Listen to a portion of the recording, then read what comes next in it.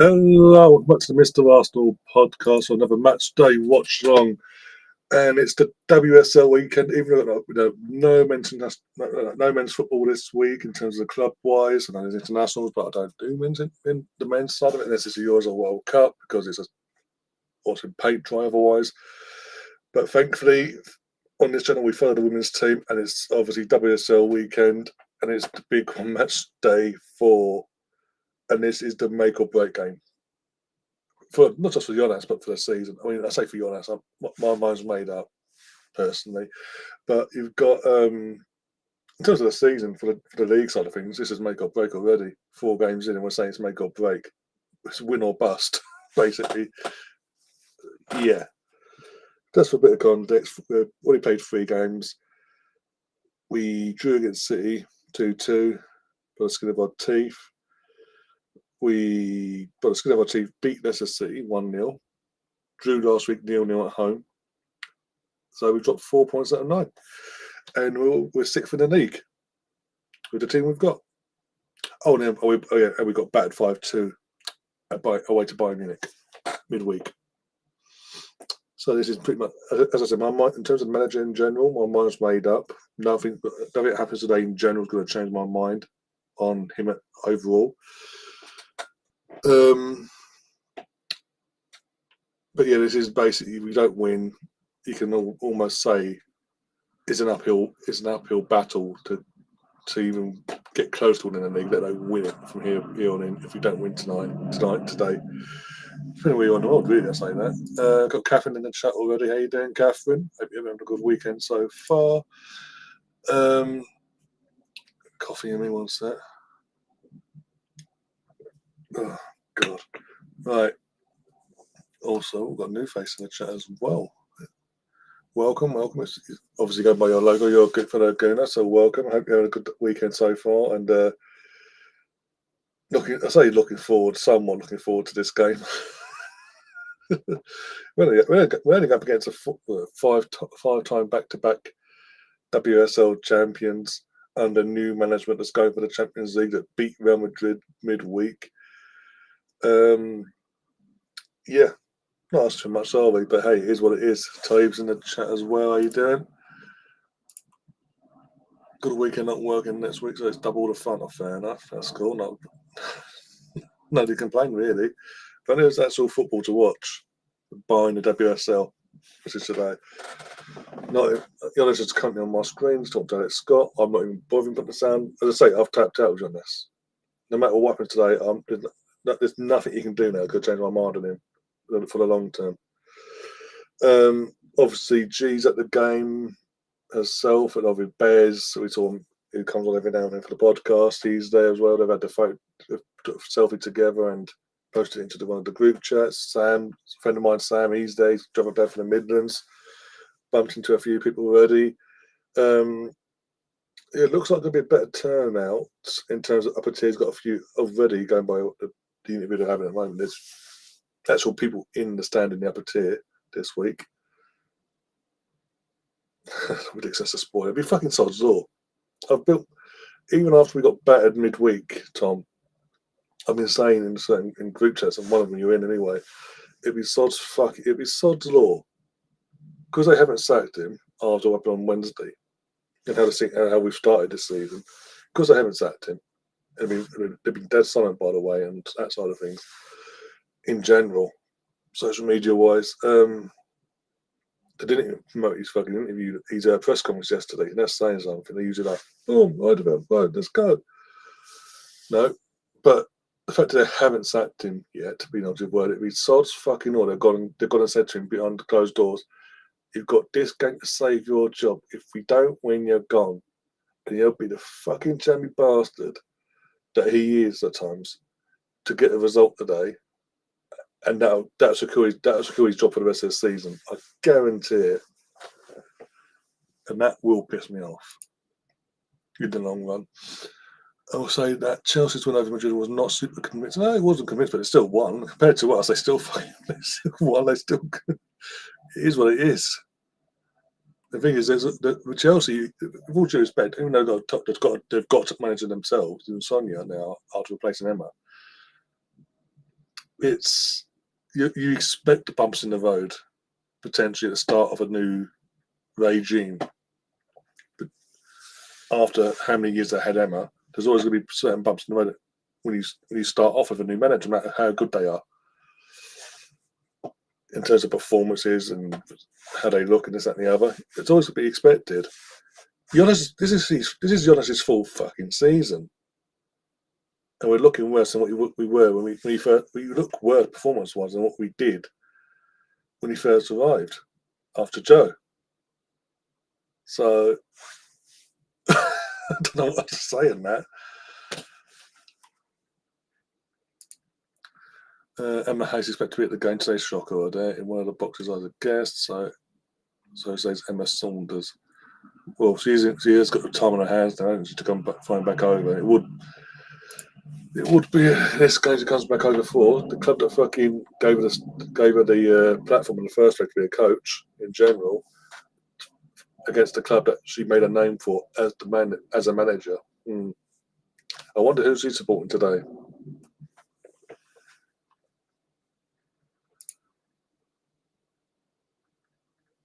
Good afternoon, Riddy. How you doing?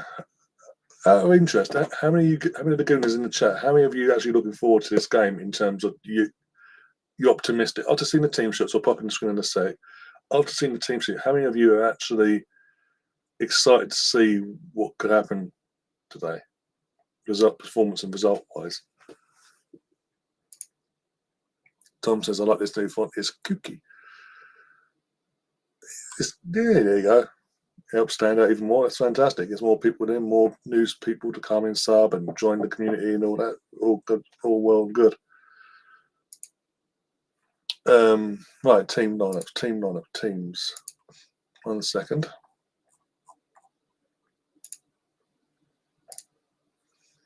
And we go like that. And we go to share screen. Yep. Here is the team for today. Got to switch them over because for some reason they do that to me. Right, we've got Van Dosmere back in goal. I think I'm a bit surprised. I was fully expecting for fucking Jonas to be stubborn as a fucking mule and go, no, Zinsberg is my big game player. But no, he's had to sort of yield power there, thankfully. Emily Fox, Ruben Moore makes a comeback into the team, means in Condena has been dropped to the bench.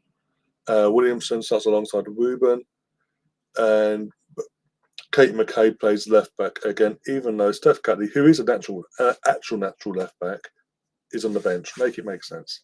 So, still a bit with John S.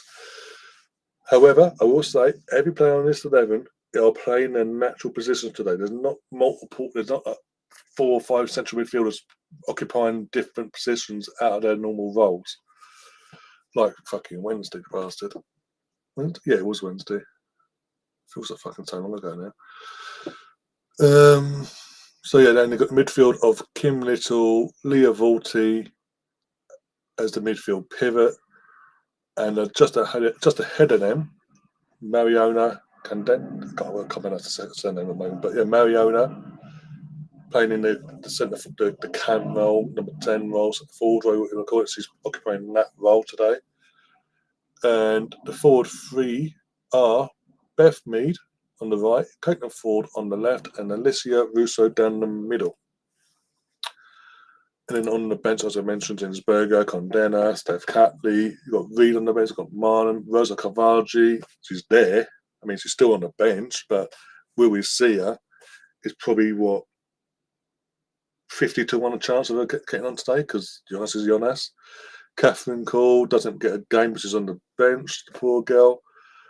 Cooney Cross and Stina Blackstenius.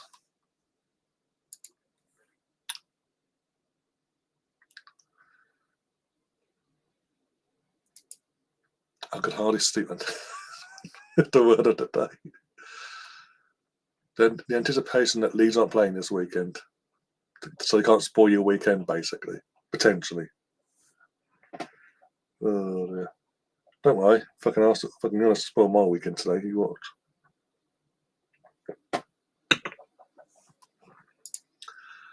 I will support my team, but I'm kind of expecting a battering and not in a good way. Yeah.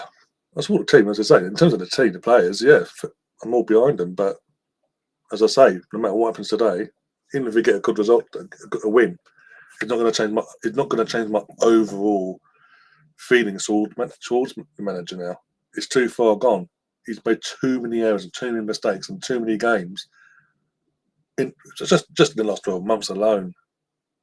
We're not even talking about recently, so the start of this pre-season and into the season. We're talking about the last 12 months. It's too much. And what makes it worse, from my point of view, is I know we had a year out of Champions League because of him. However, we should not, after only having a year out, we should not be going back into this competition match day one and getting battered the way we did against anyone, let alone Bayern Munich, with all due respect, against anyone. Yet, here we are. And yet, Man City, who haven't been in the Champions League for what, 4 or 5 years now? It's been a while. And yet they've come in. They've got the toughest game you could possibly ask for, even though they're at home, Man City was at home. Toughest game you could ask for. The back-to-back champions Barcelona, and literally made light work of it, and won comfortably 2-0. And they're still in the process of not having they've got a great squad, don't get me wrong, but not worth not in terms of experience. They've got apart from Bowen, Jill Ward and Vivian Miedemar. I'm trying to think now. None of them. Chloe Kelly might have played the last time they were in the Champions League, and Hemp maybe, but not a lot of Champions League experience in that squad. And then compared to Arsenal, obviously, and yet, as I say, they made light work of Barcelona, and we got pumped embarrassingly by Bayern Munich, a team who we knocked out, by the way, last time he was in this competition. Seb Hutchinson should be paid £27.50 for saying Greece is the word on the full-time whistle. He's waited his whole life to spout that one. Literally. Not even a joke, that's probably literal as well. I went 34 years without watching Greece, didn't feel like I had missed much. Yeah. Don't get me started on it. Don't even get me started on the bloody Lee Carsley bollocks. Again, that's another reason why I didn't want to do the England-Greece game, because it's Nations League. For me, Nations League's pointless. It's England versus Greece. Even though we should be winning, it's like I knew we'd make hard work of it. The game would be dull. It put me asleep, basically. Which he actually did, to be honest. Fair. I watched the game, don't get me wrong. I fell asleep. I missed like half hour of the second half. Came back round. Oh yeah, it's still going. It's 88 minutes. Oh no, we've equalised. Woohoo! And then we still managed to nose it up.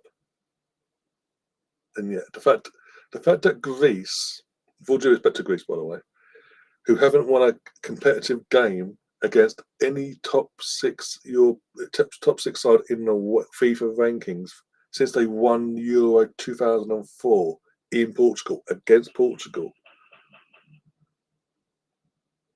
And yet, 20 years later, hi England, and they put the ball in the net 5 times against us midweek.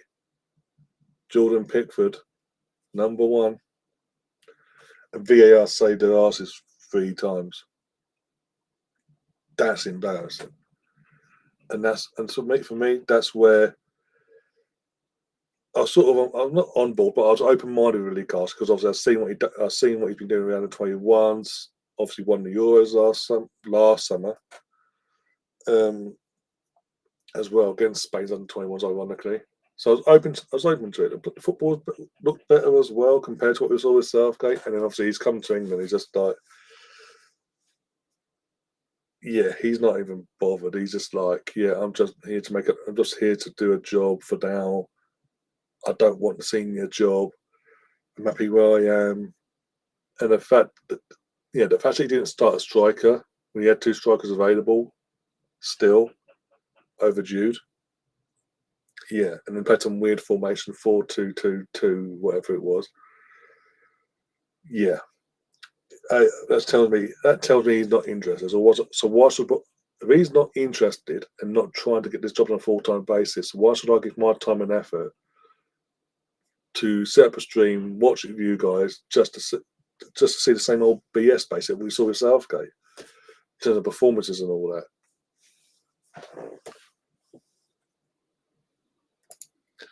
This has been a big rumour today since it came out. I woke up this morning and heard about this. Thomas Tuchel is apparently having discussions with the English FA and open to the opportunity of being the England manager. I mean, fuck it. He's an improve. It's a fucking decent manager for a start. And I've said it now countless times on it. In terms of the England manager has to be English. No, we've done this, and let's look at our history. How many of the English managers have actually done well? In just my lifetime alone, you had Sir Bobby Robson in World Cup '90. Just having a look at one second, see if I can see anyone I notice. See anyone? I can't see anyone on there yet. Yes, many years playing. Of course, he's playing. He's always fucking playing. So yeah, World Cup '90. Terry Venables, God rest his soul, as well in '96. You know, you want to throw Southgate in there just because he got far. You can throw him in if you want. I won't, personally.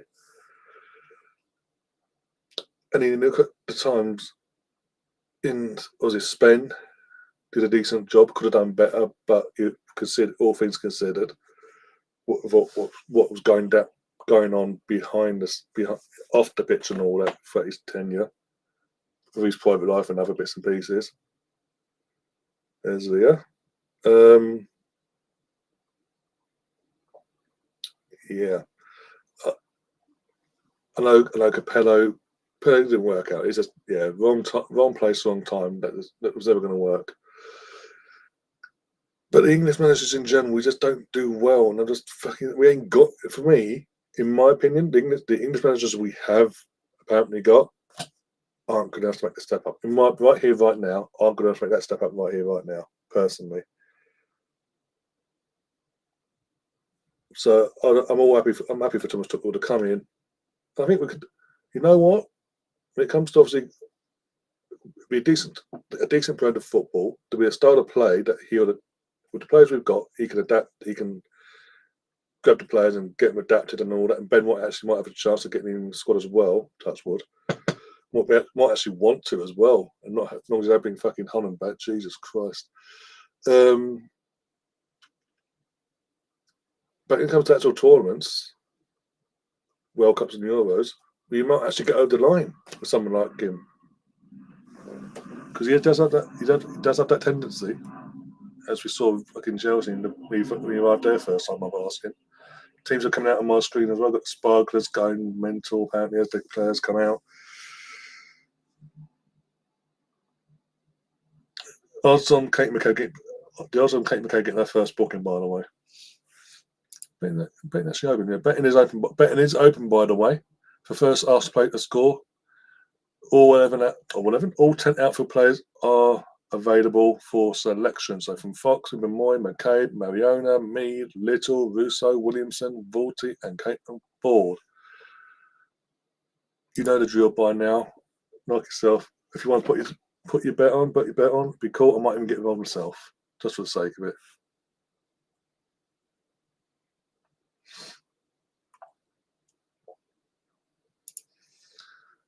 I don't think the FA should swallow their pride, ego, etc., and bring in Bielsa. He has much to teach these young lads. He's not a yes man, though. That's the thing, though. He wouldn't be a yes man. I say, when people go, you think as a toucher, you get the old school fans going, he's German, we're English, that can't happen. No. I don't give a damn, to be honest. As long as he comes in, does a job, I don't care where he's from. He can't be any worse than fucking Southgate. Let's put it that way.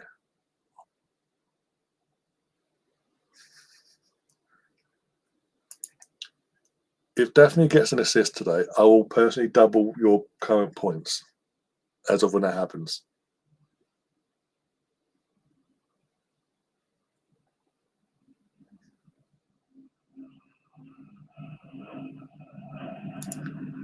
That's on you then, Tom. I didn't suggest you to do that. Hello, Alex, as well. How you doing? Hope you're doing well. Oh dear, let's put myself bigger. There we go. Right. That's enough more I can do for that. Get your score predictions in, by the way. Be honest, open and honest as best you can as well. Don't have to be over optimistic, just for the sake of it. And do you think playing the match will be as well? Potentially. For the Arsenal. Who do you think Arsenal's playing that play will be? I'm going to go for, I don't know, in terms of the goal score itself, the correct score, best I can hope for is a 1-1 draw, if I'm being honest.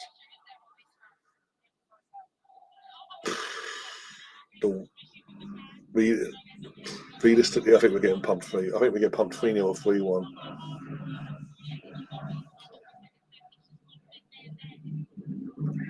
Yes, Tom, if Mini Bright by some hook or by crook scores a bicycle kick, it has to be a bicycle kick, I will give you that exact amount of coins.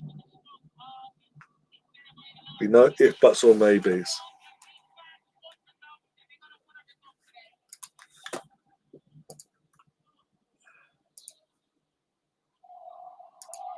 You got us. Sonia's first on no, not first on the first big game of WSL. Are we taking the knee, are we? Okay, I'm taking the knee and the ball's been given back because Ramirez and Lauren James, the twats, decided to kick the ball thinking it was going to be a kick-off straight away. Here we go, here we go, here we go. No pressure, Arsenal. I wouldn't be shocked in one sense if Jonas pulled a performance out of his arse today and got a result, as in a win. I wouldn't be shocked because he has that tendency to be jamming and pull him out of nowhere. Look at last year, 1-4 fucking 1 last year.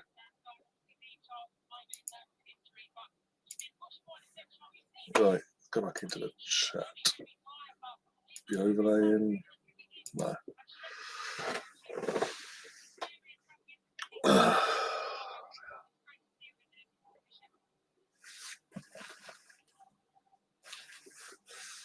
Right.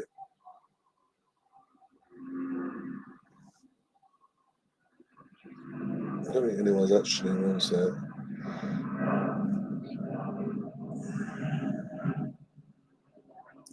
Smell of Roman Reigns. Like, get out. Acknowledge me.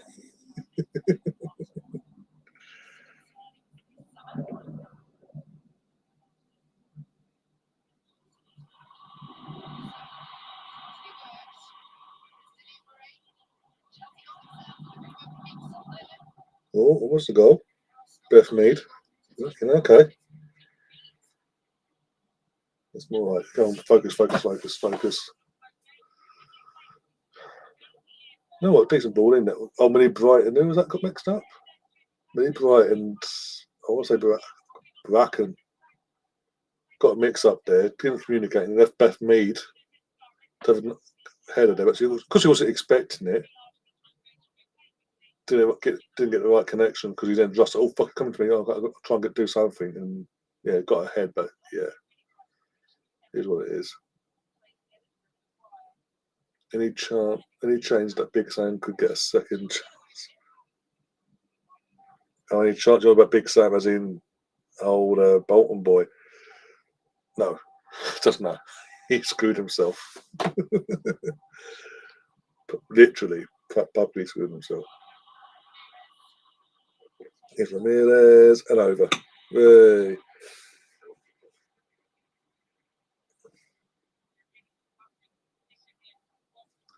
Yeah. I mean, what was it? We've always played on onside as Ramirez onside there. Could have held back just a tad. Could have played the offside better there. It was Fox, sorry. Oh, so where's Ruben Moy then? If that's Fox. Do I say pulling us apart there? Of course. Oh, fucking course. Oh, behave. That's the goal that goes in. That's what goes in. Back to goal. Literally has gone, I'm going to kick it and hope, basically, from behind. Lofted it in the air to the point even Daphne thought it was going to go over. And so he done a fucking Zinsberger impression, just rooted to the spot.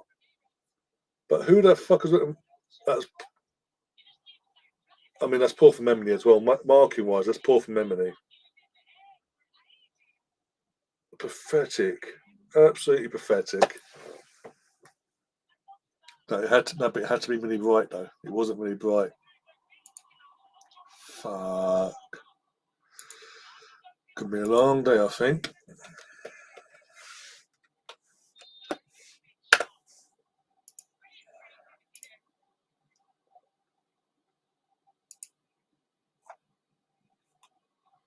You better bloody be. As I said, Tom, no matter what happens today, my opinions don't change on the prick.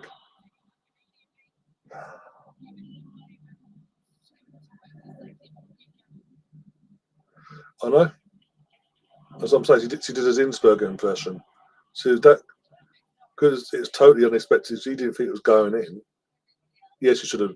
Yeah, she should have done the. She did it just to make sure and just died and to make sure, jumped across, whatever, to make sure of it. But she decided to do his Innsbruck impression and fucking stood rooted to the spot.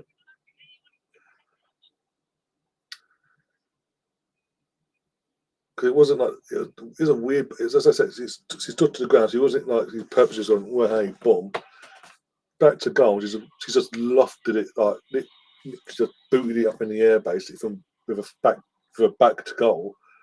It was a hit and hope sort of weird thing. That's like see if someone else knock it in, and then yeah.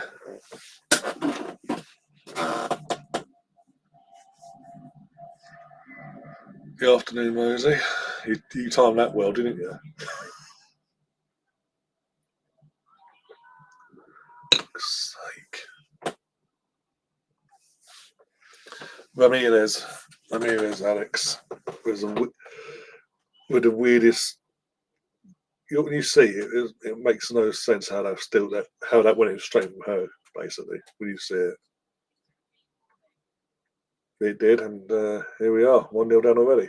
4 minutes, well, not even 4 minutes in at the time. It's like three and a half minutes in when that ball hit the net.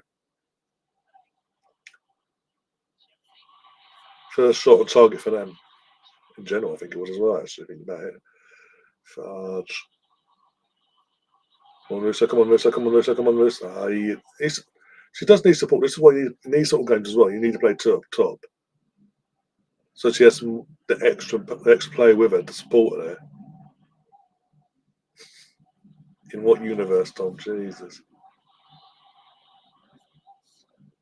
Betting is still open for the first Arsenal player to score. By the way, if you haven't got your bets in already, oh bloody hell! Oh my god, I do not like this tune anymore. This tune used to be coming. I've had in the last week or so. It's got me on edge every time I lean back.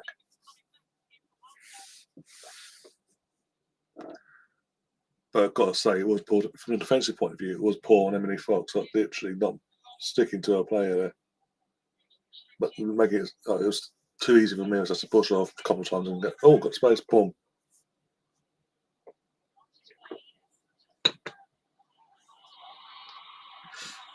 And now we're panicking. We are literally panicking now. He's getting scrappy for the wrong. There we go. Murder Mariano. Go on. Well done. Come on. Hold it. Well done. Let's go. Got an advantage. We did have an advantage. It's now over.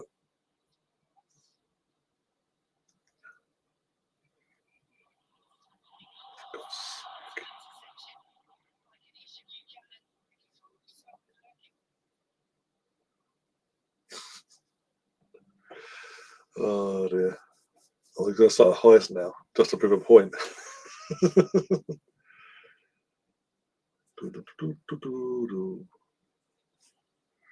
All right, Chris, how you doing? Hope you had a good week so far.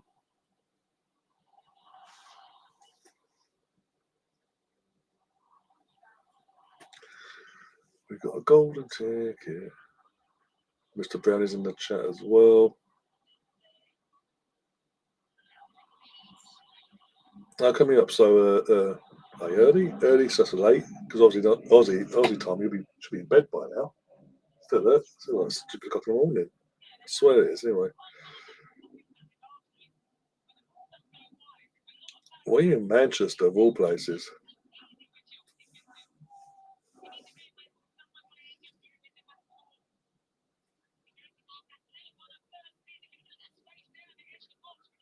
I've got a golden ticket.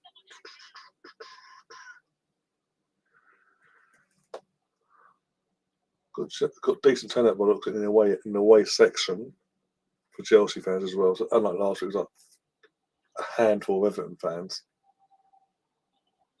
You know. Yeah, we've given up. Jonas has tactically given up already. He's now decided to tell the players to basically drop deep and let Chelsea have the ball, basically take the tempo, as if Chelsea was a home team. Oh wait, they're not. Almost midnight. I thought it'd be late. But it still begs the question why you're still awake. It's that late.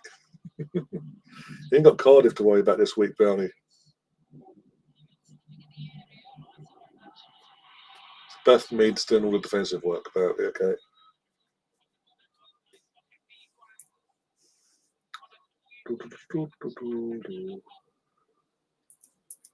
Last night he had time since, by the way, since Wednesday's game, he's had time to go and get himself a haircut. Prick. Ramirez is windy. Kate McCo's basically calling foul play, saying you're making a mean out of nothing, basically.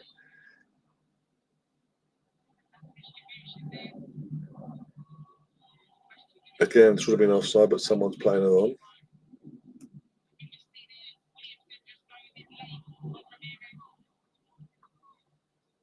Who's on co-coms in the UK, I wonder? Wouldn't be an ex-Arsenal player that hates Arsenal.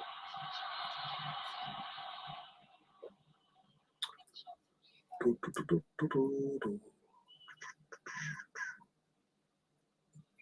got a golden ticket. Oh,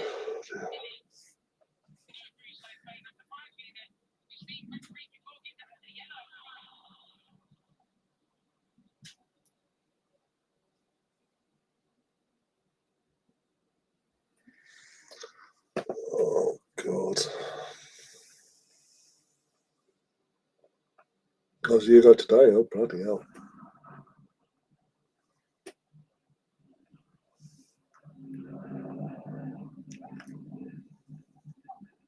What's with the eyes, Rosie? What's with the eyes? Why should I be concerned?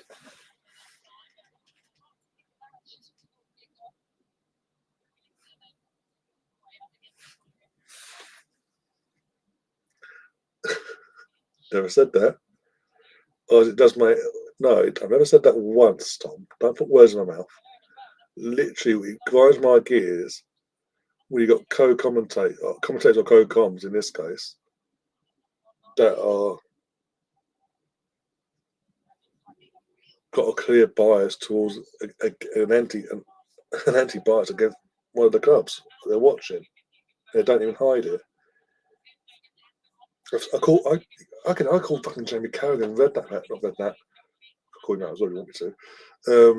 Gary Neville and Redknapp and I keep saying that for Neville and Carragher, for fuck's sake, for constantly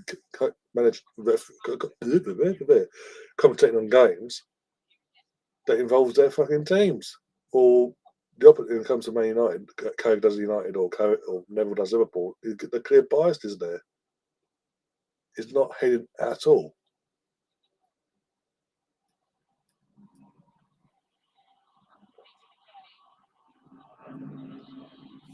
Oh, for God's sake, Kate, to do something.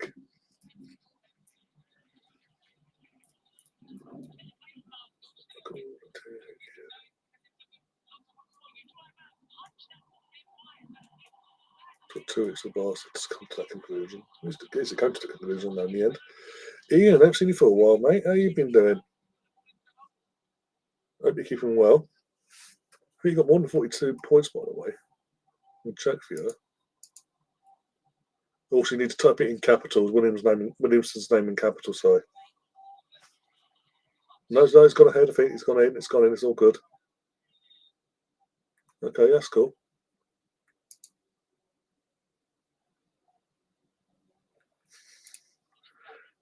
Do your own goals countable. You said optimistic, Ian. Oh, dear.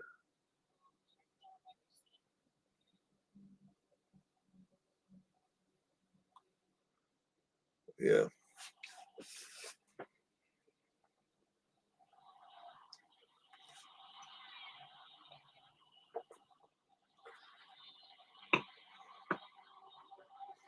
All Sky Sports is, Tom, nowadays, is Liverpool, Man United, and Tottenham fucking jump on fest. Like, oh, these 3 teams can do no harm. These are the best teams in the world, no matter what. They could lose 4-0, we're still praising.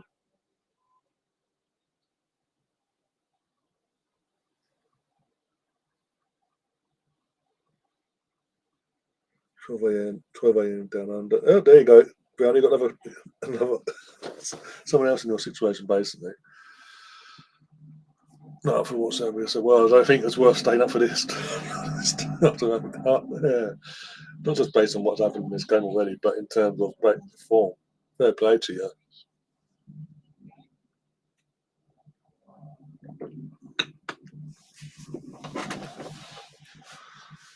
Oh, God. He's done nothing these first 15. Buying that Beth meat onto the 0 in the first minute or so.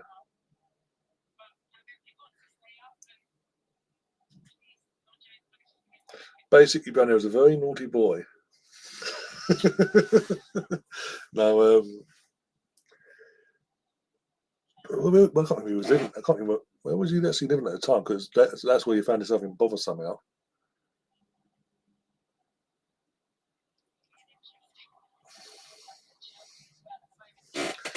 No, basically, yeah, Brownie was. I can't remember he's living now, somewhere in the fucking, I can't remember it was. Not Qatar, but not far from Qatar, basically. In that region, so I say. 2-0. We're fucked. Yeah, game over. Where's the defending? Why is it? How is it a defender is that far forward for Chelsea scoring that goal? Can we sack him now? Can we please sack him now? Fuck, wait till full time or whenever. Just give him the fucking P45 right now. Here the cronkies are there. Oh, Lewis to take the club lawyer. If he's there, fucking get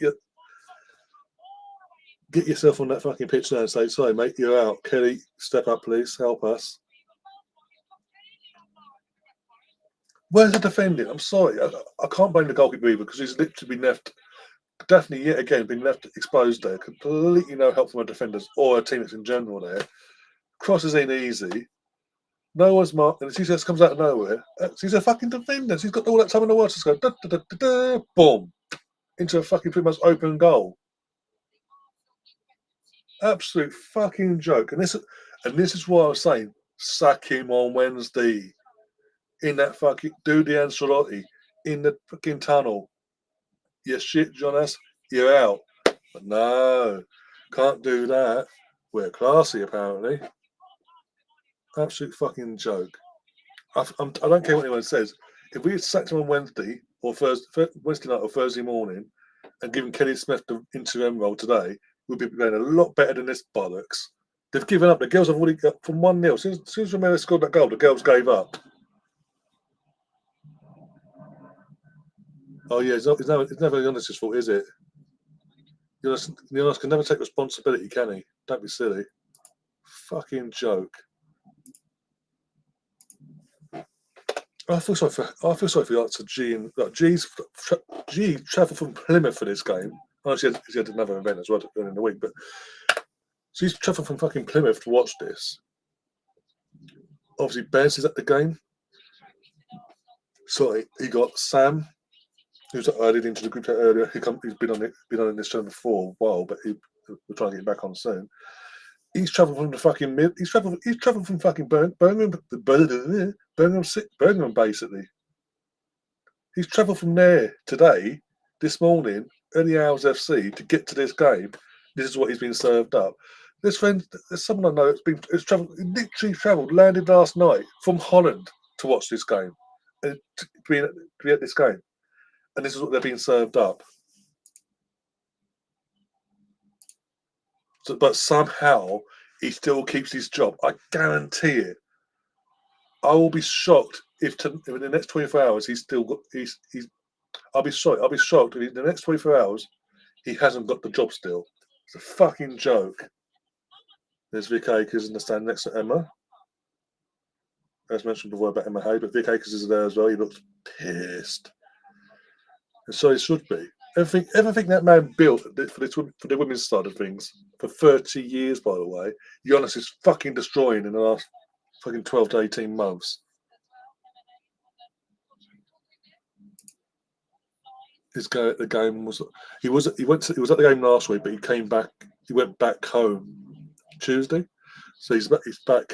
So he's obviously back home now. He's not at the game today, obviously, but even he'll be watching this. He'll be up early watching this, preparing for his show at 3:00, thinking, "What the fuck? Why have I got up? I might as well just stayed in bed for a bit longer."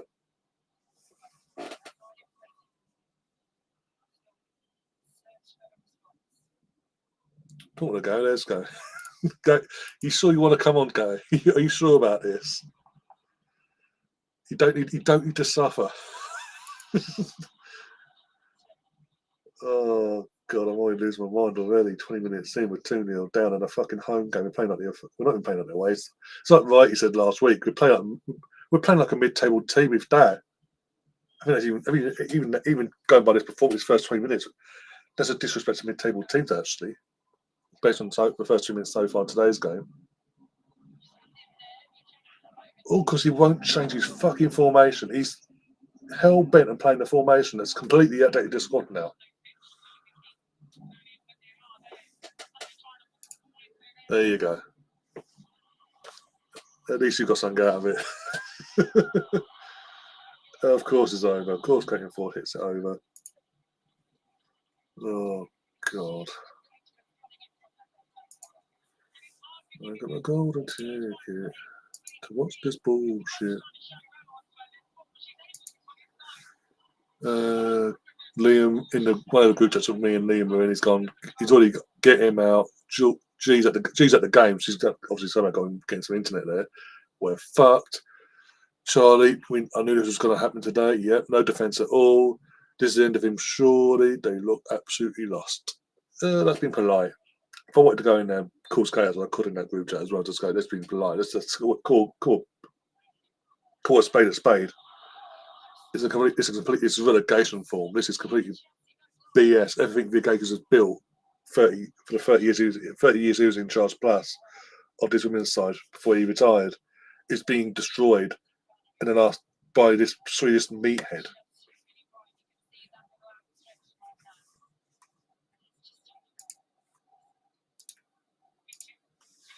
Well, Gary, if you want to suffer with me, you can. I've sent you the link now. If you want to suffer, but you don't have to. Don't force yourself. Should have scored, but again, a team that's high in confidence and wants to play for their manager would score. We'll be playing like this. We as fans have seen the signs for the last 12 months plus. Slowly but surely, he's lost confidence. The confidence this team had in him, he's lost. The final, for me, in my opinion, the final nail in the coffin was how he, I don't care what he says in terms of publicly, how he decided to deal with Vivian Miedema into the season. Well, not even into the season. A month back, after a month back being back from her ACL, how he decided himself to basically ostracize her and out her, basically like, no, I don't want you now. You're not needed. You're not part of my plans future. And at the end of the season, to basically go, you're not. I'm better than you. I don't need you in my setup anymore. We've tactically, I've moved on from you. Made it all about him effectively. Well, I don't care what he says. Oh, well, it was a club decision. It wasn't just me. And Viv decided as well. No, he only did that when he got fucking backlash in Australia by the Aussie fans in that fucking pointless fucking game at the end of the season. That you started to come out and speak up. Well, 3 weeks later. PR bullshit. This is why you don't give Ford Zykim a fucking new contract last year after losing 1-0 match day one.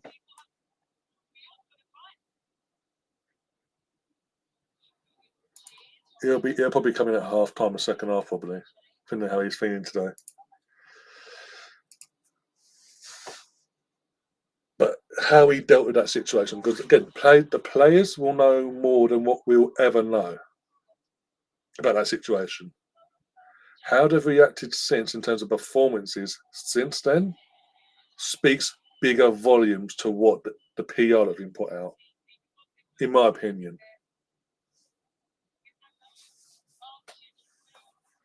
It's an absolute fucking joke.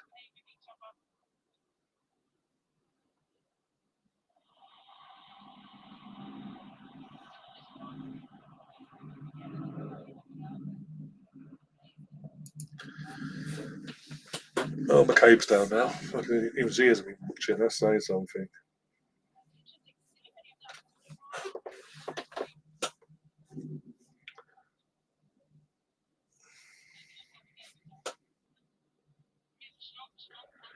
Got new face in the chat. No village ahead farm says that coach is not good enough for Arsenal. No, he's not. He really isn't. And the thing is, after the first season, we finished about a point off the title winning, because that Birmingham City game that cost us the title. I think Liam had his doubts then, but again, and also friend of the channel, and used to come on regular at the time. Andrew, for all the OGs in the chat that way back then. Andrew, I'll bring going in a sec. Andrew knew had doubts then about Jonas. But I thought, you know what, second season, there's again even then, second season they're signed, a bit of wobble the way we went that season.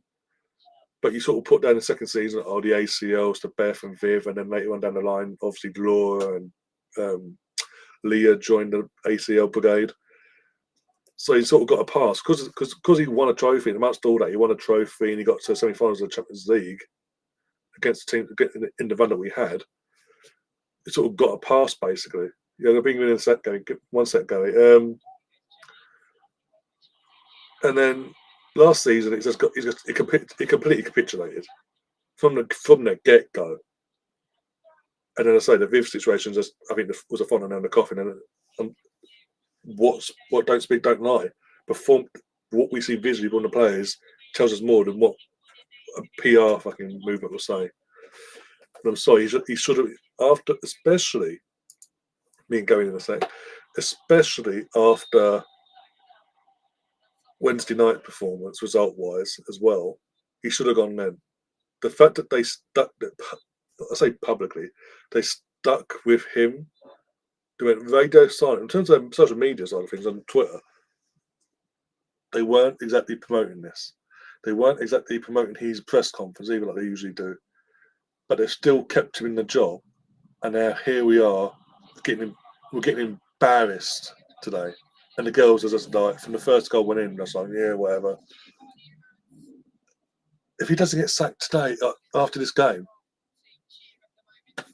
I lose faith in the board basically.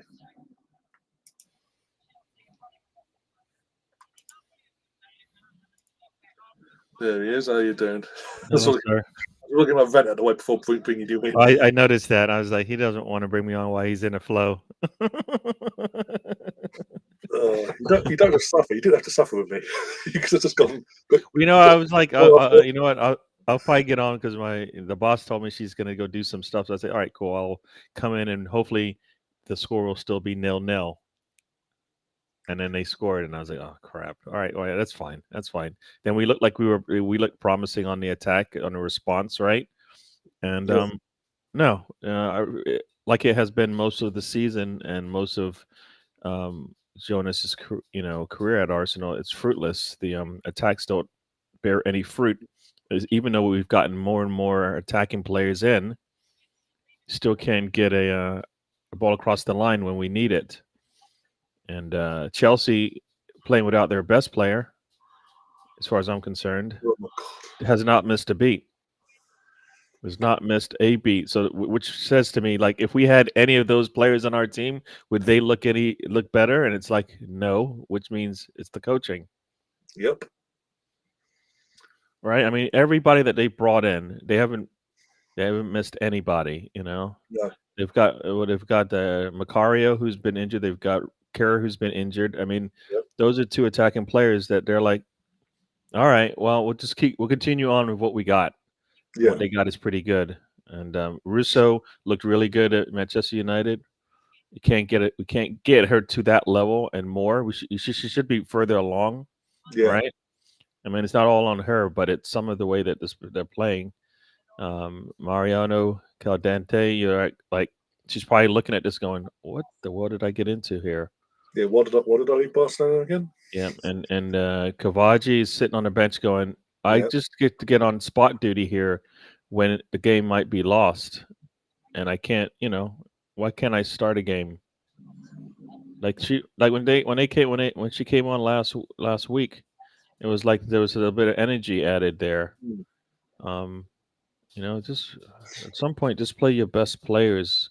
Who cares where you play them at? Like you didn't bring those players in to have them sit on the bench, No.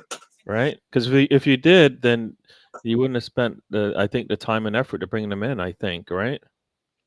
No. Exactly.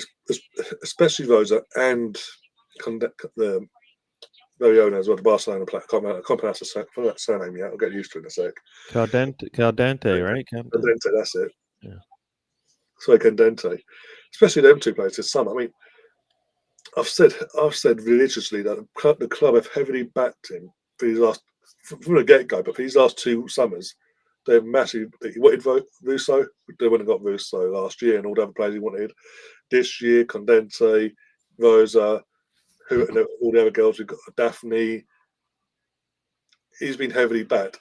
How much more have we got to sit here and witness what we're witnessing week in, week out at the moment? Again, it's only on the season, and I'm saying before balls kick today, if we don't win, it's an uphill battle to get in the top back in the title race, let alone win it.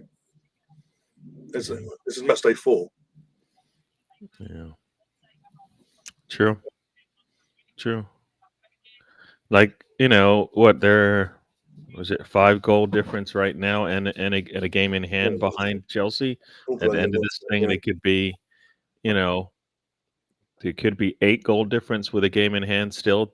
Chelsea still has. It's like, how in the world are you supposed to catch up if you can't even score 1 goal?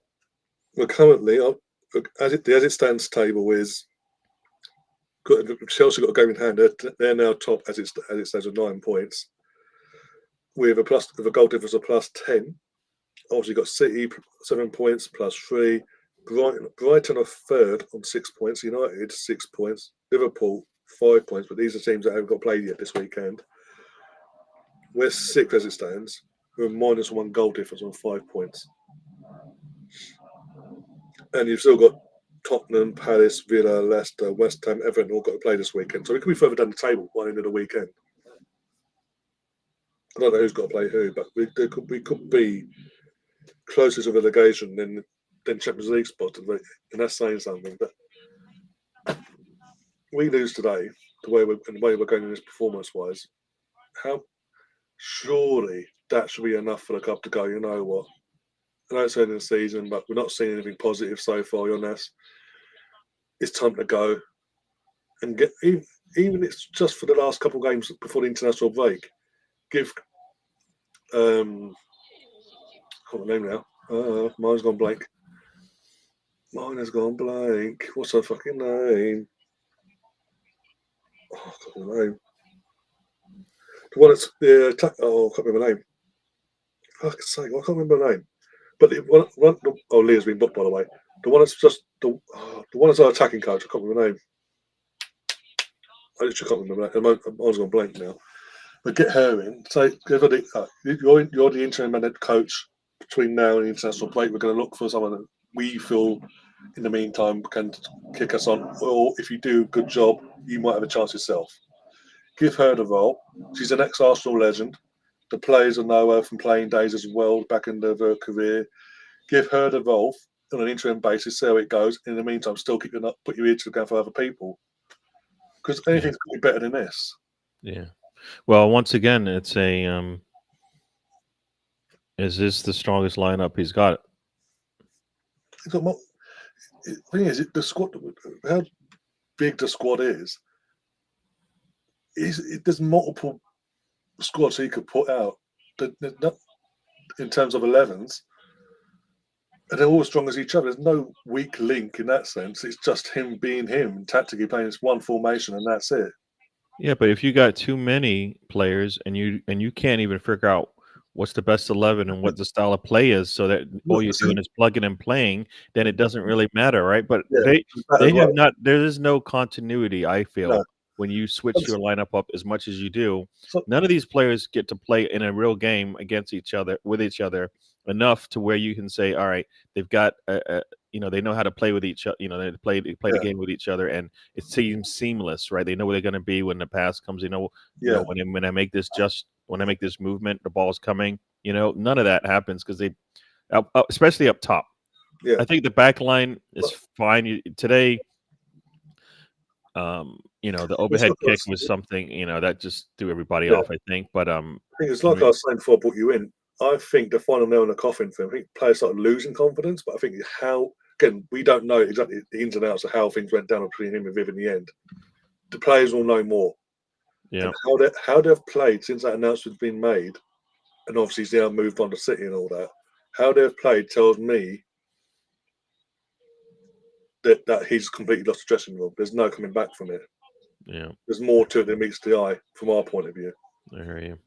Hello, everybody in the chat. No, I didn't say hello, but I see I can say, in terms, no matter what we're saying about Jonas, in terms of how he sets the team, what team he picks, this, that, and the other, this squad should not be struggling the way we are, because this is a squad that's good enough to be competing, more than good enough to be competing on all levels. Yeah. And you know what? It's not even this game that I would care too much about, because we're not at Chelsea level right now. So it's the other games. It's the other games, right? It's the Everton game, 0-0, right? Yeah. Right. That's the game that shows you where we are, because if we're supposed to be competing for titles, that game should be what, 2-3-0. Yeah, sort of 3-1, 3-1, or something like that. A 2-goal win. So we're not even at the level where we can compete, beat the teams lower in the table, much less the teams at the top of the table, right? And that's, for me, that's all about coaching, because as you said, we've got the talent. How many talented players do you have on both sides of the ball, right? Offensively and defensively. No reason why we can't score goals against anybody in the league. And we're struggling to find goals on everybody, not just one team, everyone. Yep. All right, everyone. And you know what? When your front line is switching up like it is, I think you have to find what clicks, and then you start making changes. But we're changing every week. I mean, I guess Beth Mead did not start last week. She starts this week, right? And then Russo just kicks it right at the defender. If she picks the near post, she probably scores, and then she just boots it like I think that was a waste right there. But I don't know if I'm ahead of you or not. But um, I'm on Arsenal's had too many. Arsenal's had more of the attack in this game, We'll and you start. wouldn't even believe it by the That's for sure. scoreline. I'm on 37-21 my end, but we've had chances. Don't get me wrong, but it's just not. Again, it's like they're not bothered. It's just like we're sure we're trying to have a shot. I'm trying to have a chance here and there, but we're not really Yeah, having that conviction. yeah. No, they. I mean, I get that wait until the second half, but they need to show something right now. Like something has to change right now for you to feel confident when you go into the second half that it's going to get better. Like what is he going to make changes? you know, is he going to talk these guys up? Or are they going to come out and get basically hit in the mouth again, Well, and the then they're second, down 3-0? Or you know what I mean? That's the thing. Like right now, it needs to like stop. Like Chelsea doesn't get anything more for the rest of the game. well, you look at it, when the second goal went in, instead of taking responsibility of the situation in terms of, and also bring the whole team over to have a go, he picked on Beth Mead. He picked out Beth Mead, verge of over, sort of bollocking her in front of everyone. And she's obviously she's retaliating back. So again, there's no love lost there, I don't think, either. Taking the fifth situation to one side, he's not even taking responsibility for things or doing the right thing when things go wrong. He's like, no, it's got to be your fault because you're the attacker, but you should be defending. Make it make sense. Well, I mean, we know that is that seems to be an Arsenal thing, right? I mean, we heard our captain last week tell after the game talk about he would love to attack more, but he's got responsibilities off ball, right? So yeah, I hear what you're saying, but it it is part of the job at least. That was It it. Yeah. shouldn't be part of the job for Arsenal women because they have, I believe, a really deep. They've got a good squad. There's no reason why your attackers have to expel so much defensive roles in the game. It was Kelly, Right? by the way, the person I was on about was Kelly Smith in terms of give her the Oh, info. okay, Because yeah, it's an Arsenal legend. She's ex-Arsenal. She knows somebody who plays from like Kim that's and right. all Leo and all that from playing days and all that. Yeah, yeah, You have to respect that straight away. You get the fans on board, a bit of excitement as well, even if it's for a couple of weeks while you look for someone else. yeah, It's got to be better than this. yeah. And it's crazy. Like you're looking at reading Rudy's comment there. Yeah, Like we went from being ahead of City to now being behind them, yeah. and then and we've brought on more players. Yes, we've Mm. lost Viv Miedema, but we brought on more players to make us stronger in all aspects of the game, and we're still behind them. So it has nothing to do with the players anymore, right?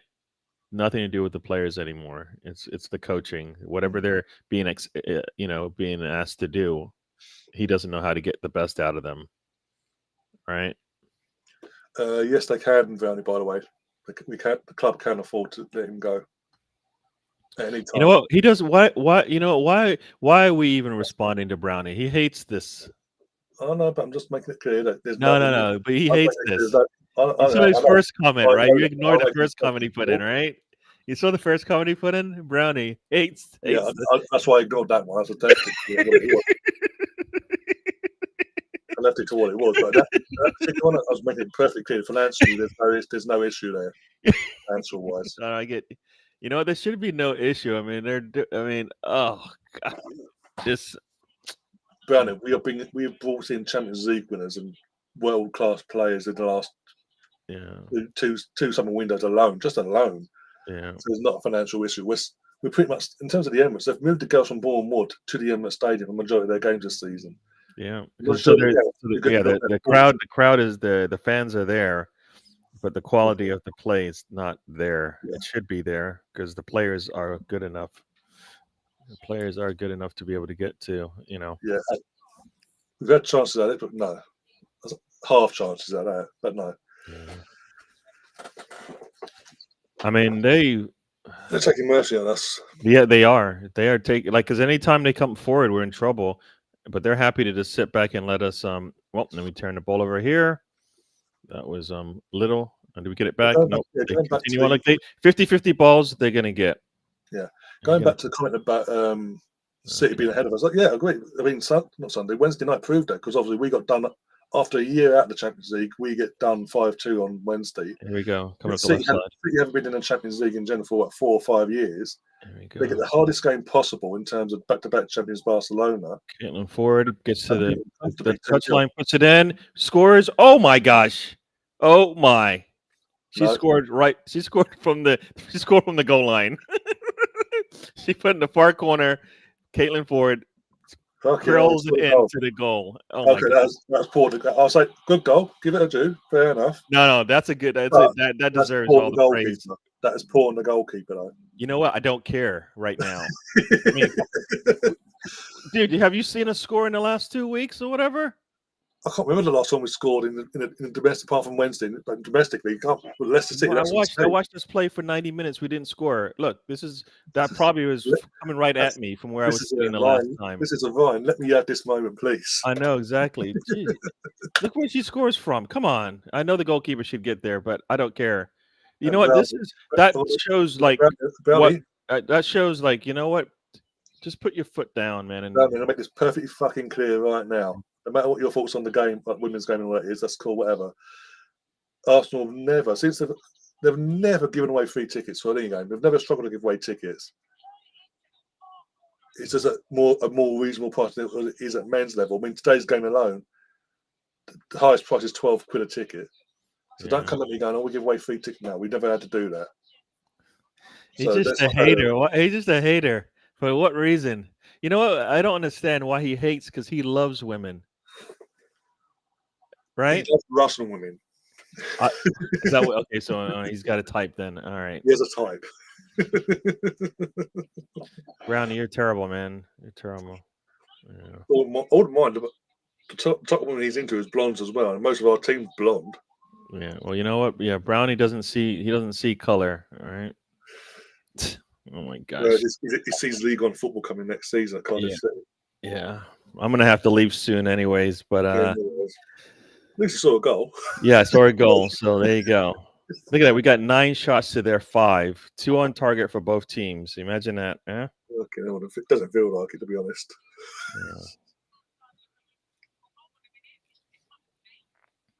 Yeah. Brownie, Brownie, you got problems, man. You got problems. He's doing his thing. He's trying to get nibbles now. I'm done now. Even to it. Yeah. I was there 2 seasons ago when we struggled, and Sam Kerr has a 1-1. Literally, Kim Little scored that penalty, and then yeah, as you say, he's struggling. He got fucking Sam Kerr being Sam Kerr against us, basically.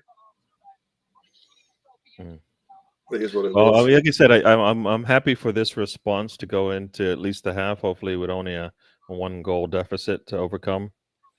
You know, he needs to make a sub at half, because like more energy is required. Like, yeah, he needs to take control of this game as opposed to hopefully see it out and not lose by more than 1. You know what I mean? At some point, we need to try. Like, the only way you're going to beat Chelsea is if you score more goals. The only way that's going to happen if we score at least 2 more goals. It's not going to happen the way we've been playing. So, it needs more. Need more.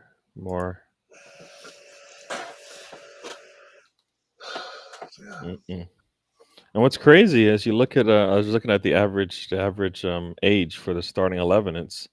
We're 2 years older than Chelsea is, and you think like a team who's been established, winning trophies would be the older team to some degree, but they're not. So like all this experience that we have on the squad, it's not working. No. 28, man. That's as I say. What's the one common denominator in these last nearly 4 seasons? Yeah. Him. Yeah. I said this all along. In terms of when he came in, we had a good squad. Don't get me wrong, because obviously he did what he did. But the squad has evolved. We have literally got better, not just in terms of age, the average age of our squad, but in terms of quality-wise, it's so much better. We're not seeing it because he's holding them back. Mm-hmm. Alex, if that's the case and we go on to win this 6-2, I will never say a bad word about Jonas again until he messes up next week. Mm-hmm. All right, got a free kick coming here with no time basically left on the clock because Really, we did. Won it. The goal, Daphne's in goal today. We signed her from Villa in the summer. okay, can we get a goal here? That'd be really nice. Yeah.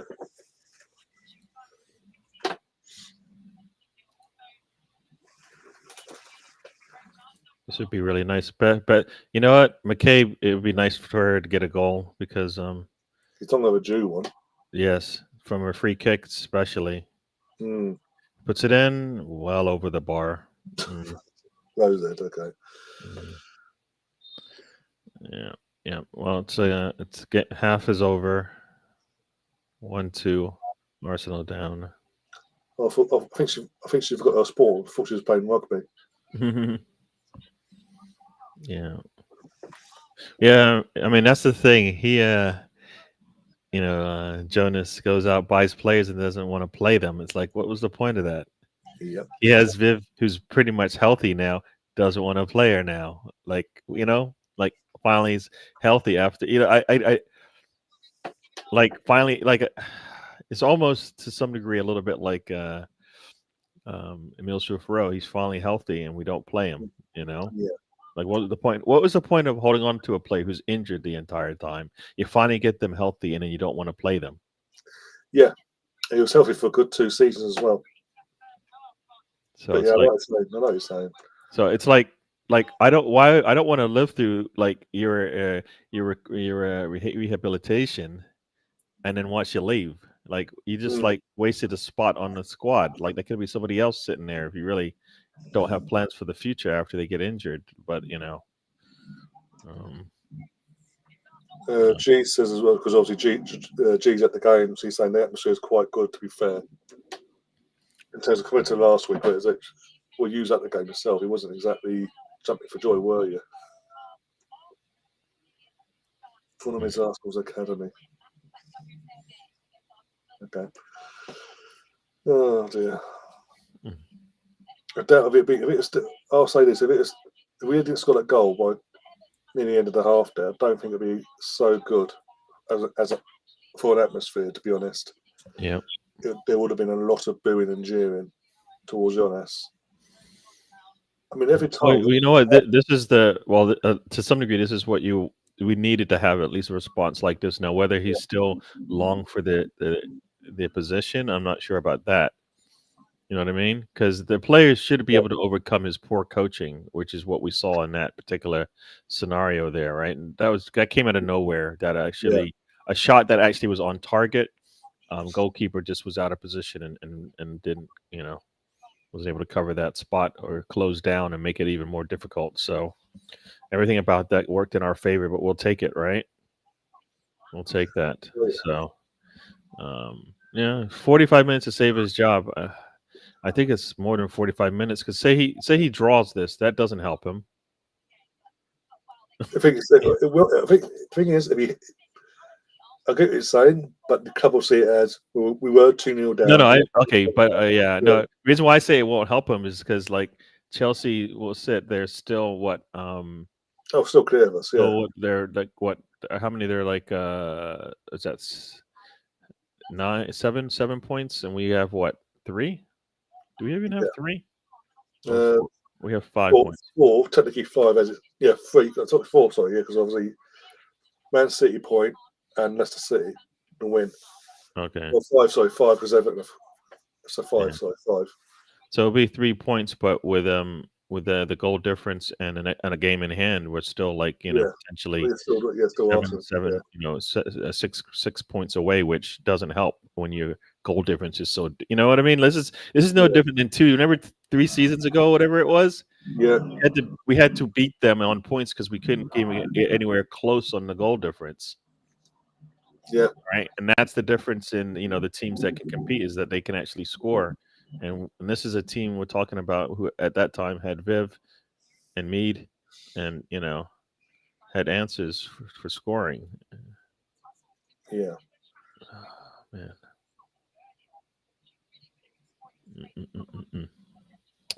Yeah. Oh man, and then And then Williamson with a little bit of a little scary tactic there in the back line. Oof, got lucky there with that one. Fulham is Arsenal Academy. Yeah, yeah, yeah. I mean, for me, this he's got a lot to do to save his job. He can, because think about it. Like I said, if without a win, ooh, it doesn't really. This doesn't help you, No, especially when, yeah. And the way they came out for the first 45 minutes is more indicative of the game than those last 5 minutes with the goal. You know what I mean? Like mm, that's where you're like looking like, what do we do for the 40 plus minutes? You know, and we scored yeah, on like they didn't even build up. They didn't have to build up much to score. no, They just moved the ball up the pitch when they had chances, and then got punished for it.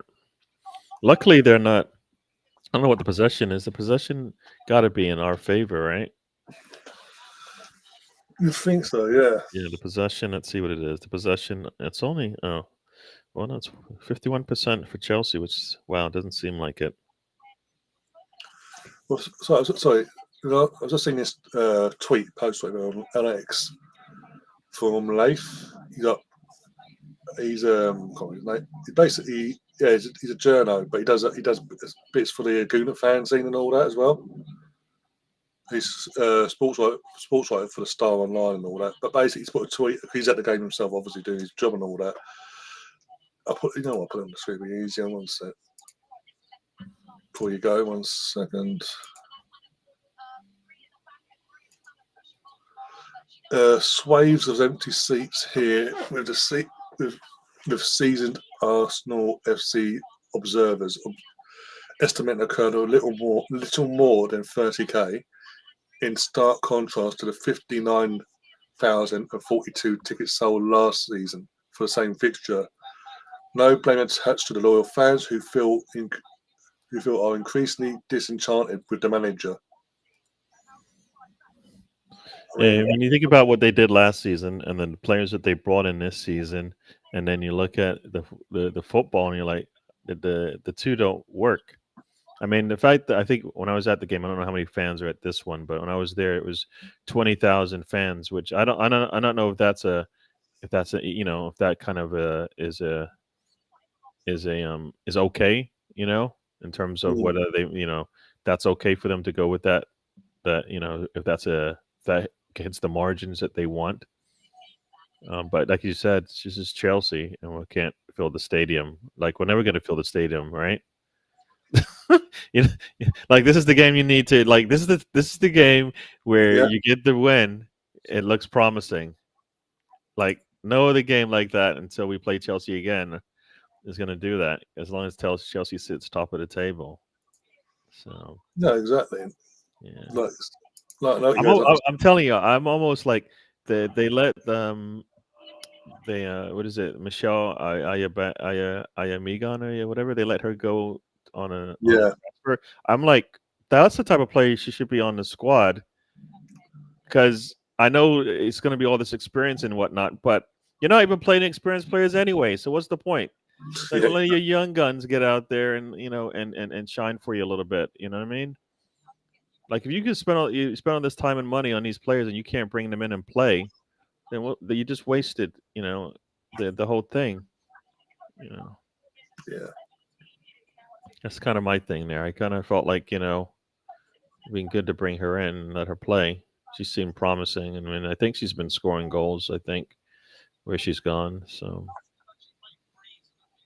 oof, yeah. Bloody hell, I've seen this as well. 1 sec, I'll show you this as well before you go. Someone's at the game and they've actually gone out their way to do their got a laugh. They made up their own P45 form. Well, I said, count your days, my brother. You know when things are bad on NASCAR when your own fans are turned on you like that. Yeah, And there he yeah, is in the background. yeah. Tim Stillman's on the BBC here. Oh, yeah. But someone after I'm going to say this after our game on midweek, so against West, mine with Blake there against Bayern Munich. Someone said the last time we lost 5-2 in any game for the women was against Man City. When the now Scotland manager was in charge of us, and he was sacked 3 weeks later. Well, yeah, I mean that's another game where you kind of like you fight your way back into the game, and then you basically just for basically 15 minutes give the game away. I mean they scored like 3 goals in like 15 minutes. That's and that's when that's after you bring on you bring on Williamson. Um, Yeah, and once again, it's just the attacks are fruitless. There's nothing comes out of it. I mean, get nothing out of these attacks. So no, something's got to be, and I think you can't get much of these attacks sometimes because these players are doing this for the first time. It seems, you know what I mean? Like they're like, oh my god, I'm in this position, and it's like I'm not used to being in that position because what? I've never played with these people enough. Even though I think practice should be the same as games, So, uh, showing Chelsea winning 7-0 over Crystal Palace. I think that was. Was that this season? yeah, match day 2 for them. Yeah, Yeah. Yeah, they scored 7 goals in one match, and I think we're not even at 6, right, for the season. nowhere near. Was it halfway? No, sorry. Well, just add the Champions League Four. games, and we might be right there if you add We're, our. we're just about touch. Yeah, Four goals in 4 league goals in yeah, the four games. When you yeah, consider it's been Man City, Leicester, Everton, now Chelsea. 2 of them games should not be a problem. yeah. Think about it. It's Crystal Palace lost in a 7-0 match, and they're only 2 points. They're 2 points behind us. Yeah. Yeah, yeah, yeah. If you mess this up, buddy, in terms of Chelsea, if Chelsea mess this up today, with all the circumstances around Arsenal, Giannis and all that at the moment, Sonia will go absolutely mental. That's all I'm going to say. Your manager will lose her mind. So you called out your players for winning 3-2 the other night. Yeah, I can't see. One, I would like to see the goal come early, but holding on to it, I think there's at least 2 more goals left in this one, and Arsenal needs to get both of them at the least. But I think, like I said, I think that's still, I don't know. We'll see. I don't know if Chelsea's gonna give it up that easy. 2.5 goals. Yeah. So.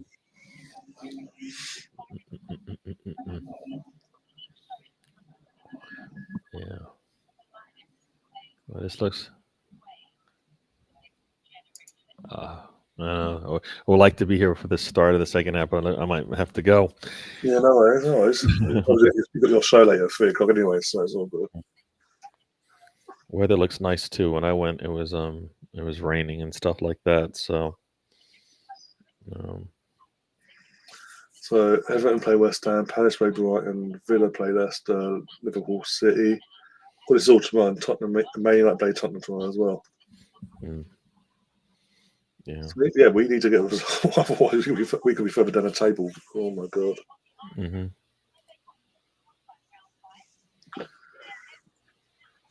Yeah, Chelsea are coming out now to see the wide screen. The Chelsea players are coming out.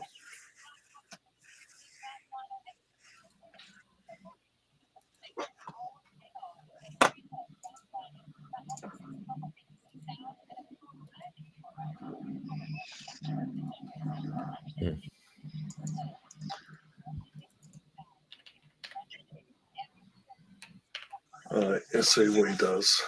Does he make any changes? I doubt it.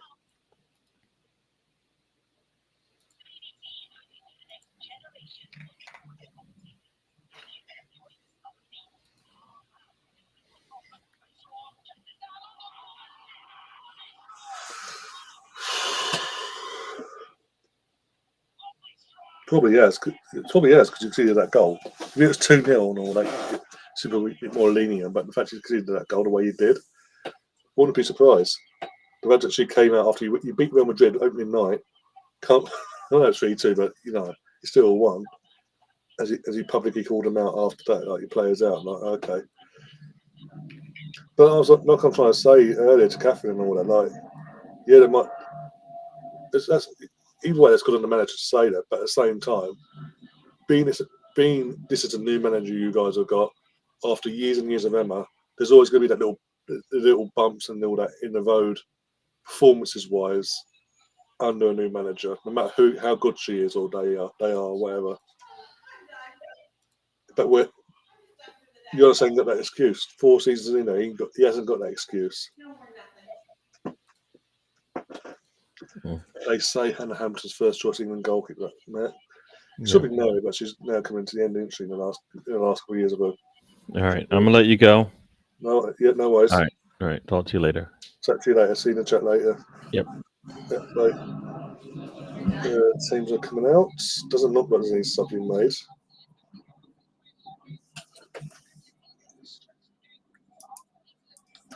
I think she's probably. I say Hannah Hampton because she's playing regularly now. She'll be the first choice to take over from Mary. Sorry. When the time comes.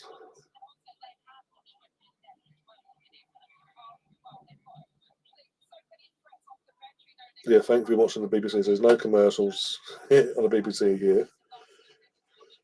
But yeah. Oh, I'm loving this. Lauren James being what she being how she is, and how we got this girl. We got and Hannah Hampton's just like ha ha ha ha ha.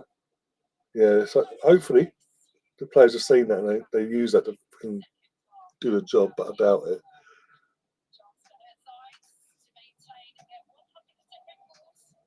I liked Roebuck, but to be honest, but she went to Barcelona, didn't she? She did on a free in the end.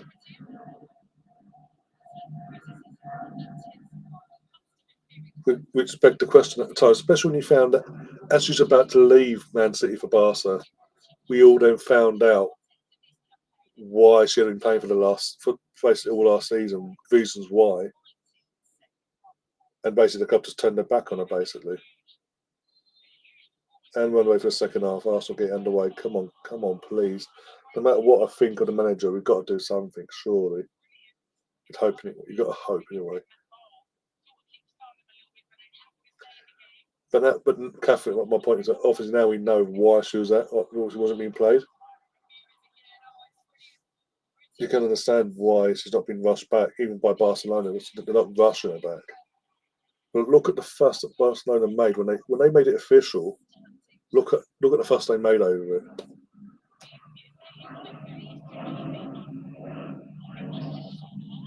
It wasn't just a matter of fact we just signed a new goalkeeper, whatever. They really pumped it basically. Oh my god! It should have been a foul in our favour, but okay. Lauren James gets away with it yet again, and then complains. Hits it over and then complains. So, they looked at me funny. I mean, sure, I ball does my way through him and he done him out of done one of her ankles in, but sure. And I slipped in the grass. It's not my fault. Should be there for free kick, surely.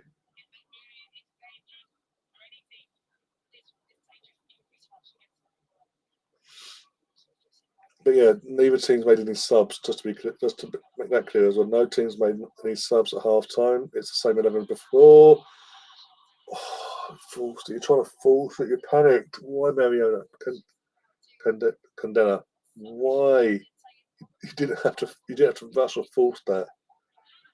Just an extra touch, open up the body and get the ball over to Caitlin and see what happens. But hey, come on, Caitlin. Go on, Caitlin. Come on. Turn my phone over now because I'm not having any. I don't think it's just an Arsenal thing. I think that what she did in the World Cup to the Jamaica player in the first knockout round, I think a lot of people sort of turned on it, and then literally having that spotlight on her, She then decides last season, in this fixture last season, to deliberately try and break Leah Vorti's ankle or foot, and she got away with it. So I think there's there's that slight extra edge when it comes to the Arsenal side of things. But yeah, she's just not a nice person, some would say, not a classy person. For someone coming from the Arsenal academy and all that, doesn't really have the class.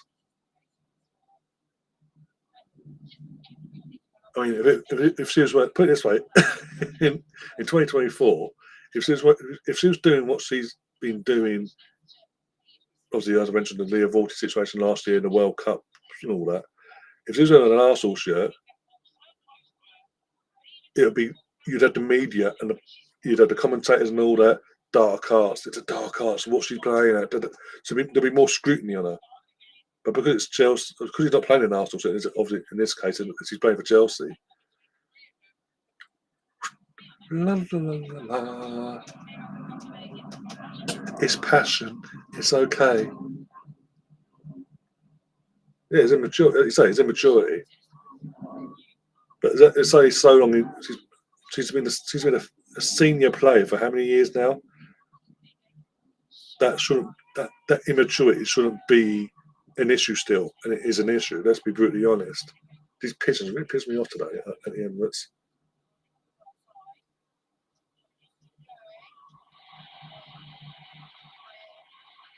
Yeah, no, she is young, but she's been a senior. She's been a senior professional player for 4 or 5 years now, maybe longer. Okay, give it 6 at most. 5, 6 years. She's been a senior pro. In that instance, you look at it like that, she shouldn't be doing what she does when things aren't going her way. Like last year when the team was losing against us, trying to break someone's ankle, deliberately going out of the way to try and harm someone just because.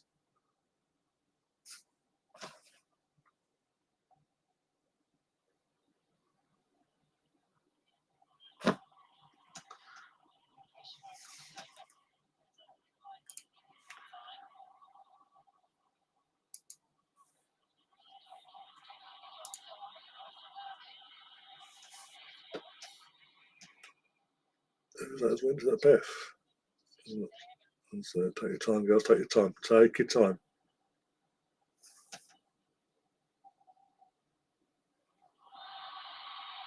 Catherine's got a bet on Williamson. Okay, got a free kick here.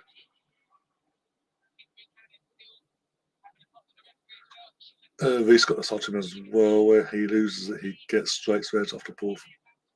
Yeah, there you go then.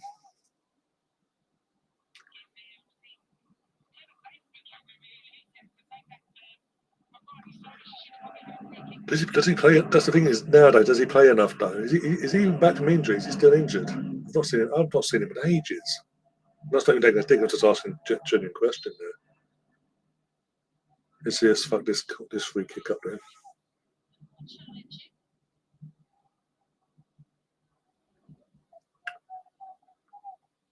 Okay, ball in. I can tell it's a crap ball. Yeah, no one at the end. Needed someone at that far post and just to tap it. So far, I don't want to jinx it, but so far, started this second half, we have come up with a bit more purpose about us. So far. Is that Chelsea again? Is that Chelsea just players themselves just being a bit arrogant and thinking no, okay, they'll be okay, they can still see the result out, or they've had a rocket? Our girls have had a rocket at their backsides, and along with Jonas as well. They've had a bit of set to in that dressing room, maybe between them, and they're coming out to prove a point, maybe to him, and vice versa. I don't know. Time will tell.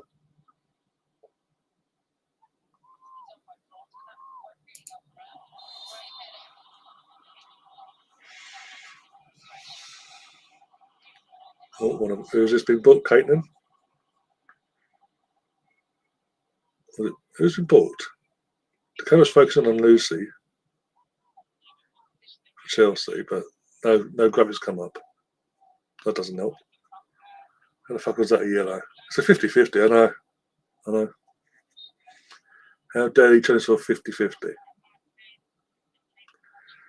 He came back first as first last season. Then his second game, he got sent off in the 5-game ban. He got injured again and then rejoined us training last week. Bloody hell.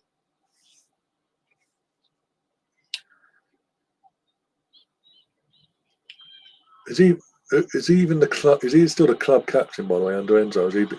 Or has Enzo took the armband off him fully? Because obviously Potts made him the captain last year, but yeah. Even that's got to get to a point where, as a club, they've got to make a decision. If he keeps getting injured, they've got to make a decision on him as well. Then all these other players that were more reliable fitness-wise, they've happily got rid of for 40 odd mil and this, that, and the other to Atletico and all that. Is that a thing they've got to decide on him as well? Then.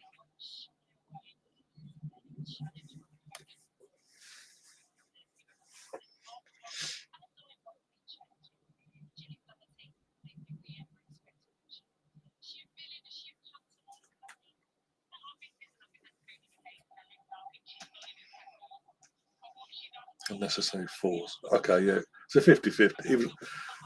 Even in the mindset that I'm in with Villas and all that, even like, that don't do for us, but I'm just saying, even in my mindset where it is with the manager, even I can say that's a 50-50, that wasn't anything other than that. It should not have been a fucking yellow card, not even a free kick, but let alone a yellow card. He's officially still captain, but the vice is Enzo or Corwell. Okay.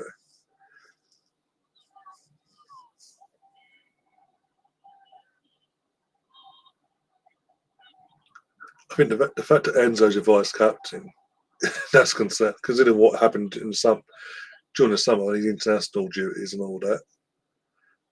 That's a concern.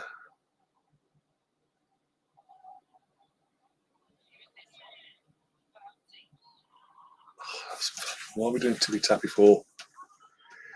Trying to be clever and cute on the ball. It doesn't work like that. Especially when you're losing. Go on, take the ball, Vuso. Fucking hell. Go on, Vuso. Fucking hell. Oh, it had to be minute right being there to get the last block in. That went out. Corner. Unlucky Hannah. Okay, look, I know obviously you got your thoughts on Hannah Hampton. She's a good goalkeeper, but she's not in the number one quality just yet, I don't think. Big up Colonel in the chat, Retro Rewind. Big up yourself. How you doing? Hope you had a good weekend so far anyway. Come on, girls. Come on. If you want to keep you honest, you need to do something, for fuck's sake. Put it that way. You want to go as a daily job, do something.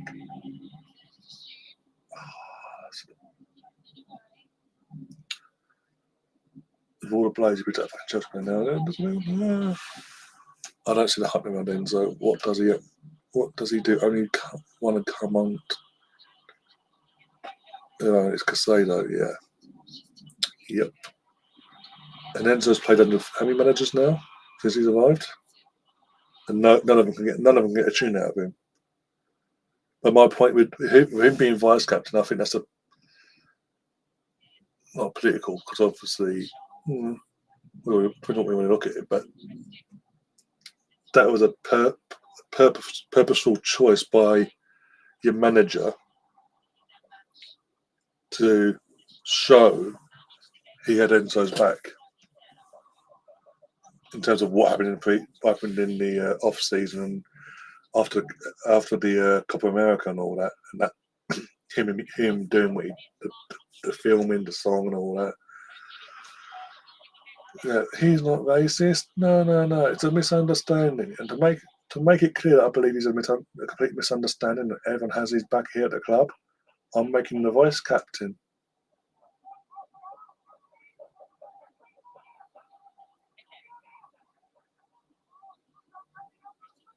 If he offered anything, if he was offered anything, you could not understand. But one sec, that's a foul.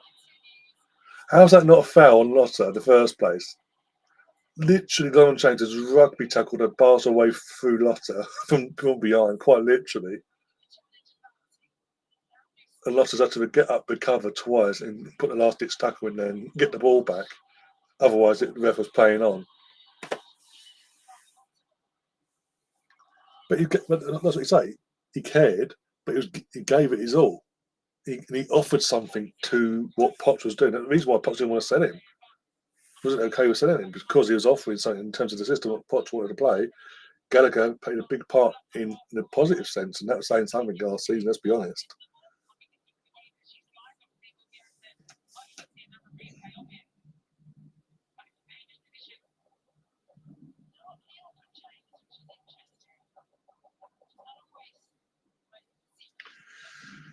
But Enzo just, again, there's a price tag, isn't it, as well? Towards 125 million spent on him overall. So a couple of thinking because of that and the stupidly long contracts are giving out, is like we have to back him some way. We have to give him a bit more time.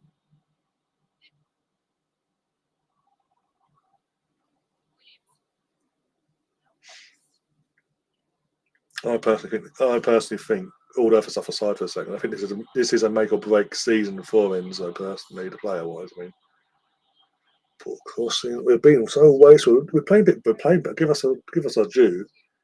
We do look a bit more assertive about ourselves, and we're actually giving Chelsea a game here in the second half. It looks like we actually are trying. But the final pass, the final moment, but we're not clinical enough. And that'll lead to Chelsea players to keep going, well, we'll just do what we want to do. Well, okay, Jack. Right, feet up. We can protect this.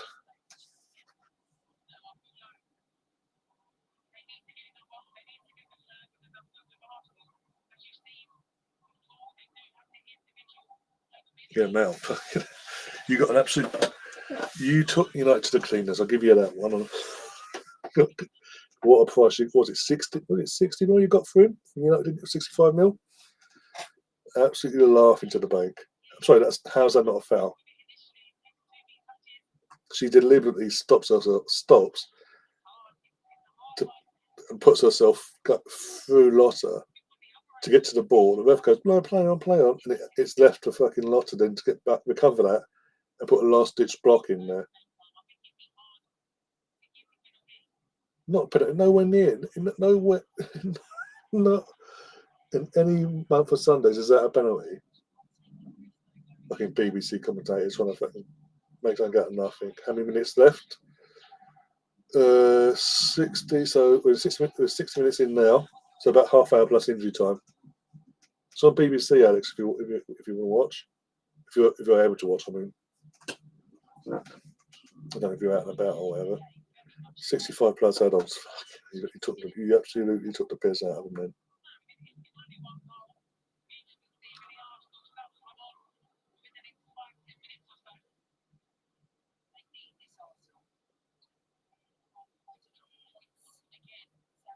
No shit.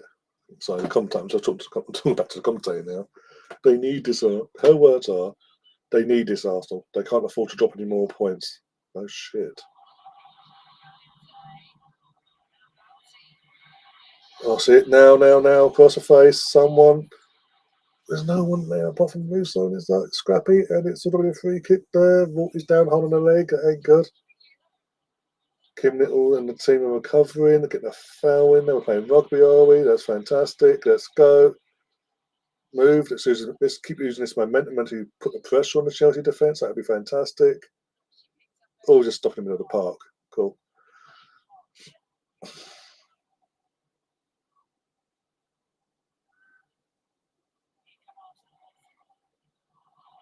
Yeah, good cross, but straight to goalkeeper. Not enough players in the box to attack it. I really like Eze would have took it. Yeah, I think I would have took him Arsenal as well. But I'm surprised no one actually went in for Eze, to be honest. I know they lost, was it Elise to Bayern? Elise? It was Elise, wasn't it? Yeah, they lost Elise to Bayern. and maybe they might be reluctant to let one of the big stars go, but big enough offer comes in, I think they would have buzzed because they've had a lot of money then between two players, and then go and strengthen the entire squad, really. There we go. Two subs from Chelsea, Mascherano coming on, and Beaver Jones as well. Ramirez has gone off.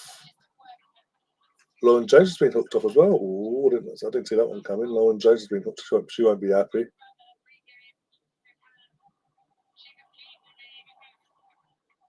That's it. Honestly, the blurred image of a fucking Chelsea coat. Yeah. Okay. Cool.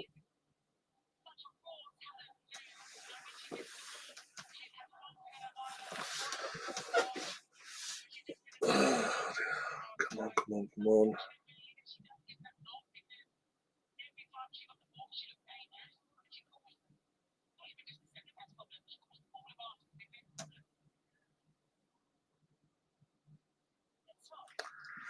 Yeah, I think that's more of a. He wanted to do one more. I think he wants to do one more year with Bilbao. I think he joins us, or as you say, us or Barca next time. I think. Isn't there a release clause in this thing as well? So that's still fucking hell, Ref. Just give a card now. You can't give us cards for 50-50s. Of course not. No. There's a warning. Yeah, it's a warning for Chelsea. Cool. Yeah, if it's a 50-50 in the air and one loses out, it's a booking apparently. Literally just threw her legs in the air, stomped on her fucking ankle, but that's okay. No worries. It's okay. Just a warning. Come on. Could get someone else on the set pieces. McCabe's clearly not doing well with the set pieces today. Can we get someone else on them, please? Come on. Decent surface at least. Test them, please. Oh, for the love of days. I'm going to say this once, I'm going to say this once only. There's a difference between red and white and bloody blue. Pick out the red and white, for God's sake. Go on, Emily. Go. Did it for corner? Leave it to the left for the corner. Ball in. Oh, lucky Lotta. Put him in the way there. Support will be fantastic. Is Casey Stoney in the stands? Might be. I've not seen her myself because you'll get to the broadcasting probably. So if I see her, I'll let you know. Sign it, yeah. I mean, that's more because of Arteta being ex-Man City and all that, like with Sterling and all that. We've always been into fucking Sterling, even if we went to Chelsea, because of the Arteta links. Corner. But phone's buzzing. Don't say a word. I'm not looking, actually. No, I'm trying to chat off just in case.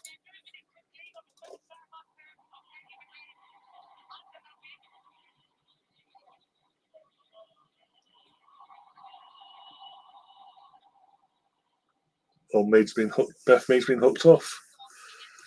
She looks pissed off. Doesn't look happy about it. That's a half-hearted. Yeah, okay, cool. Freedom Honor has been brought on for Beth Mead, so now square pegs and round holes in the attack. Fantastic. Back to doing that. Oh, we go. Okay, cool. Instead of like for like, we're doing square pegs and round holes. Cool. Not you can change the formation to justify it either.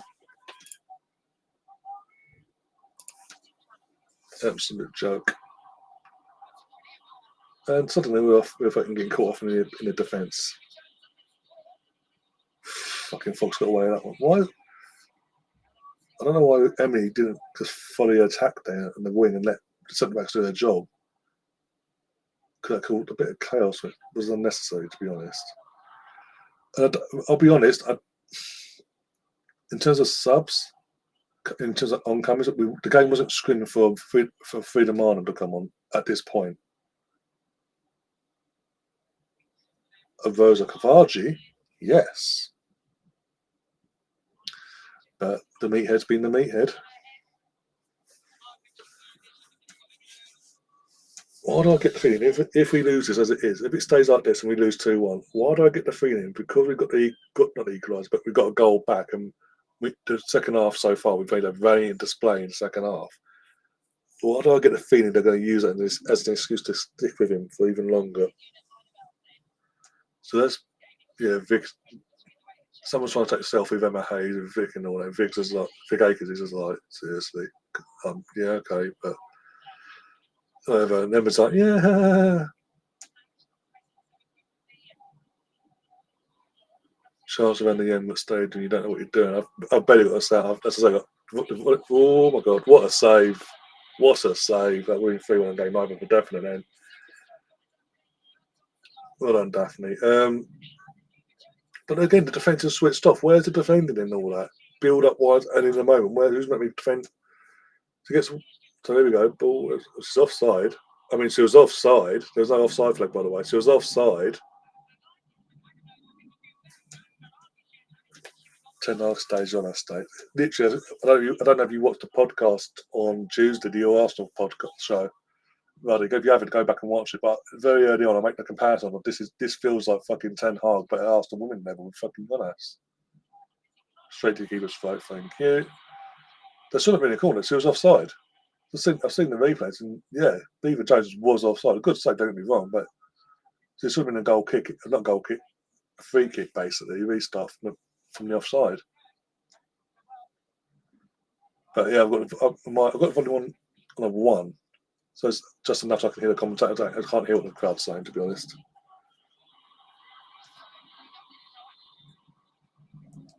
And who's that aimed? Was that aimed at the referee or was that aimed at the honest? Or both? Oh dear.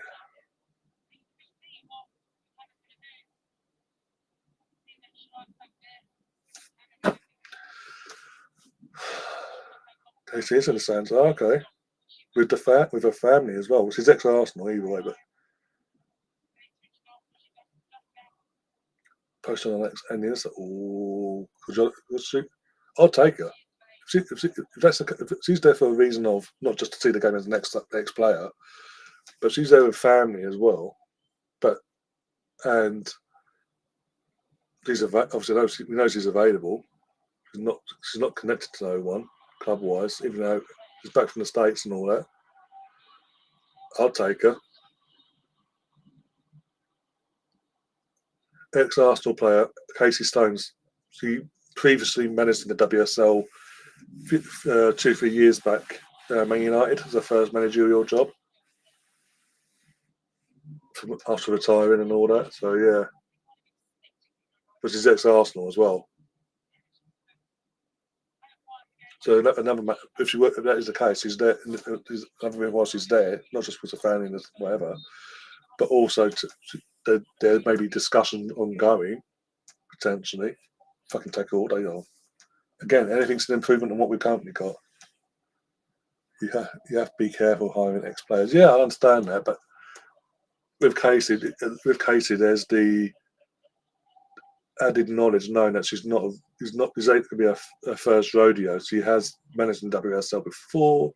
She obviously been managed in the States previously until this summer just happened as well. So she's cut her teeth elsewhere.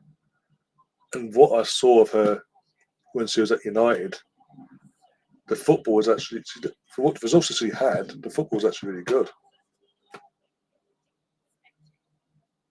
And look, you give her 2-year, worst case, yeah, we sack you on us, bring her in, give her a 2-year contract. She has 2 years, 2 seasons, in this case 2.5 seasons, to prove herself. And in that time, if she does, fantastic, gets a contract extension. If not, we can cut ties and go, yeah, sorry, it didn't work. We're looking elsewhere. We're going to try someone else now. Players will look up to it. It's exactly. This is why I mentioned Kenny Smith. I was saying earlier about if they were to sack him, bring Kenny Smith in for the last couple of weeks for the international break. Fuck off, Lampard. Jesus Christ. Bringing Kenny Smith for the last couple of games for the international break allowed them a bit more time then, breathing space to go and look for go and get who they really want to replace him and go from there. But if they've got someone in someone in mind already in terms of Casey's there for that reason as well. And she's there in the stands as well, the family to watch the game as well, just while they have their discussions. And it gets dealt with, fair enough. And not, again, anything's to improve. I keep saying it. Anything is an improvement compared to what we've seen with Giannis. Another wasted chance from Nasser.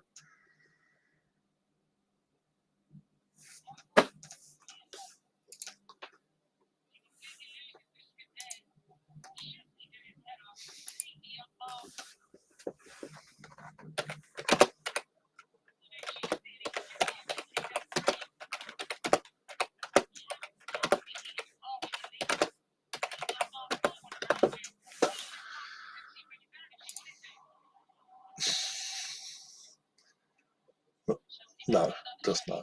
Take the piss out of you now. Come on. Here comes Cuthbert, another sub from Chelsea. Cuthbert's come on and do it.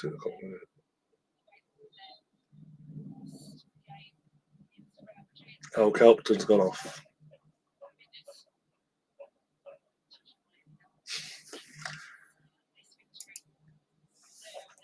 Skinner wears a turtleneck as well and might be looking for a new job. Yeah, he's the what's the word?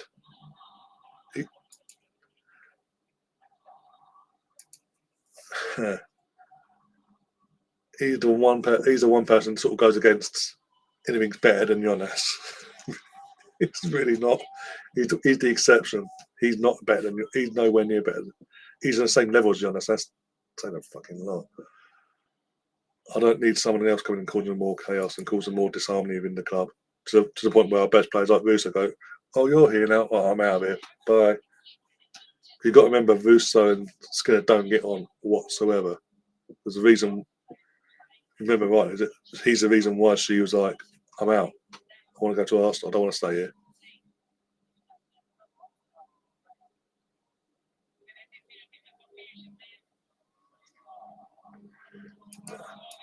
Things are bad. We ain't Lampard on a Gunnar Solskjaer bad.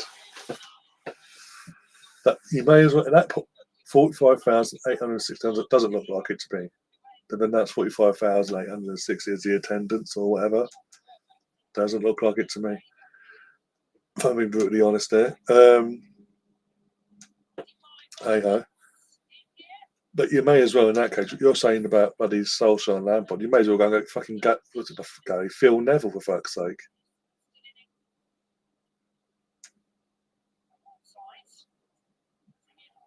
I feel so bad for Vic.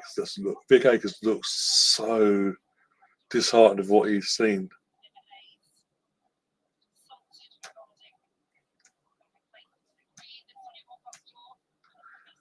I think there's a stoppage to play at the moment because everyone's gathered around fucking Giannis from the Arsenal point of view,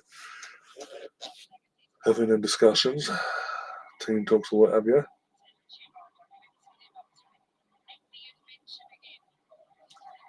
Maybe something is in the case of Stanley because obviously Arsenal themselves aren't exactly the Arsenal. BBC aren't putting on the screen or nothing. If he's there, you'd think normally they'd put on the screen. Oh, Kim Little's. He's making some more subs. Kim Little's gone off. Mariona's going off as well for Stina Blackstein. Yes, who's gone off? Who's replaced Kim now? So going two up top. Fucking hell, it's a miracle. He's putting two strikers. He's playing two strikers at the same time. Something he should have done last week. Stina's on for Mariona, yeah, but also, what has Rosa done wrong in a short time at the club? What has Rosa Cavaji done wrong that she's not been allowed to come on? Fucking, she's done one like for like sub, and one sub that makes difference different to the other. Jesus Christ! Does he want to keep his job? That's a question got to ask. Does he want to keep his job? One, as I say, one sub makes that's a positive in terms of your stroke. You show in one sub, you're showing you want to change something, and the very same moment you're doing another sub. It's like for like. Or Catherine, Catherine as well? What's she promised her in the summer? No, don't want to sell her. Don't want to loan her back out. We want to keep her. She's a big part of my plans and all that. Not a single minute this season. Oh, put it. Oh, come on, Frida. You're a fresh pair of legs, for fuck's sake.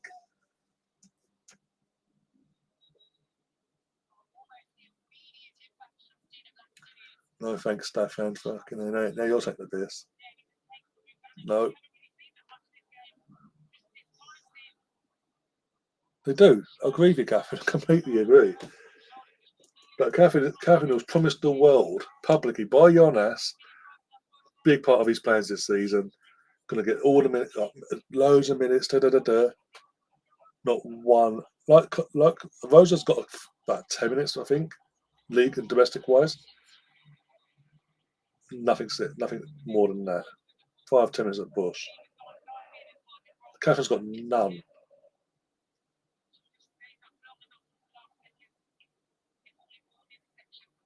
Yeah, Cooney Cross. I don't have anything against Cooney Cross either. But she started off the season. Let's be honest, she started off the season a bit near to the standards she put up last season, and then she's getting fucking the minutes chucked at her basically.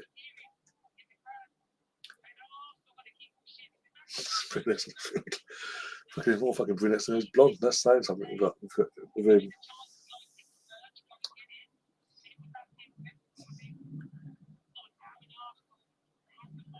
You're a stuck squad on paper. Can you? That's it. That's again. All due respect, this is Jonas's job. He's meant to find ways. He's the one that he wants to play X, Y, and Z. He's part of the transfer process. So yes, he must have some. When he's putting this, he knows what he's got already. He knows outgoing. He knows what's going out, what's coming in. He must have some idea, and he's fucking meathead of where he wants to play these players and when. So there's no excuse there either. And with Champions League, you need a big squad anyway. But he's not. There we go. Fucking attack! Come on. We don't score in the next 5 minutes. Oh, fuck off. Of course he's in the fucking way. But even if, obviously, I get the same about Vuso. Should have done. But worst case, Stina should be a lot closer. Why is Stina so far near the back post to where she could have been to just be the back and just slot it in? Yeah, I agree there. I agree. I totally agree with you. And he hasn't got the excuse this season. Last year, he had an excuse. He had a big squad last year.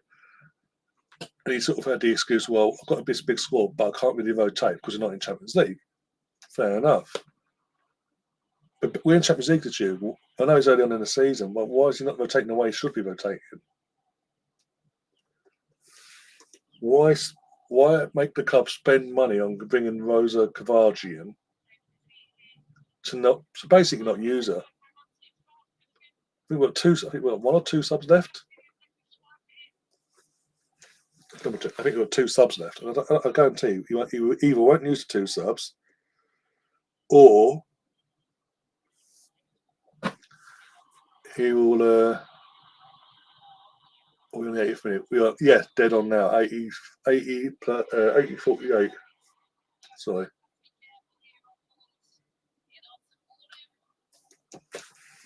Okay, Stina again. You can jump, even if it then questions Hampton's decision to stay put or move across the goal and all that. Jump, for fuck's sake. Make a movement. Make her second guess herself. What numbers for in and out and the transfers? Fucking right. Now you're asking, obviously, Viv went. Sabrina D'Angelo went. She was again when she was announced she was leaving, being told to go. It was to go back and play in America in the NWSL league. Turns out she's gone to Aston Villa for free. Trying to think they're bloody hell you're asking. Viv, Sabrina.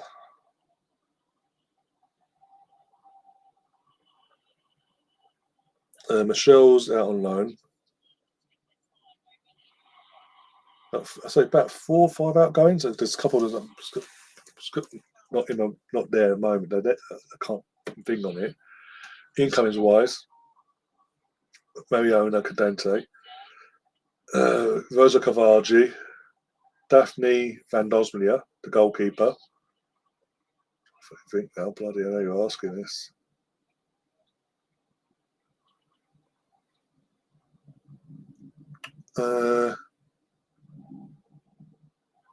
Again, there's about 4 or 5 incomings as well.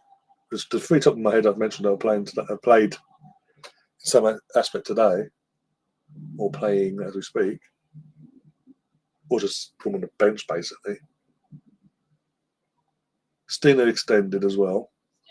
She was due to her contract was up, and she extended at the last minute. Fucking hell, but yeah, not in an advantage, I know. Fuck's sake. I've been disappointed with us the second half, but I expect it was.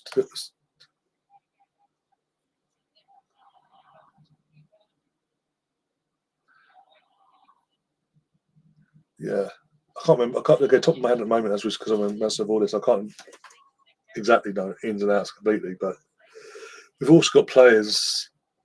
Amanda, the Swedish defender. She's on maternity leave now. She's not long in the last month or so, given birth to a daughter. Either way, giving birth to a child in the last month or so. So she's on maternity as well. Obviously, Manu is more focused on her family life now than is in. We've seen it massively over the last 12 months. But she'd become a mum during the summer as well. But yeah, it was. I've called him out on that too many times. I think that I keep saying it. That for me was the final nail in the coffin in terms of losing the dressing room. Because again, the players know more than what we'll ever know, unless they do a biography or whatever in the aftermath. And the body language says it all, and how we performed and all that sense says it all. They're not playing for him. Ball in, Stina hit the crossbar, of course. That one doesn't go in. We are threatening. Leo was next captain, not Katie. Yeah, Williamson is vice captain. So and Leah's on the bench, not on the bench. Leah's on the pitch, sorry. So if Kate's got the armband, I'll be asking questions. The black armband is sort of a remembrance thing, just to be clear.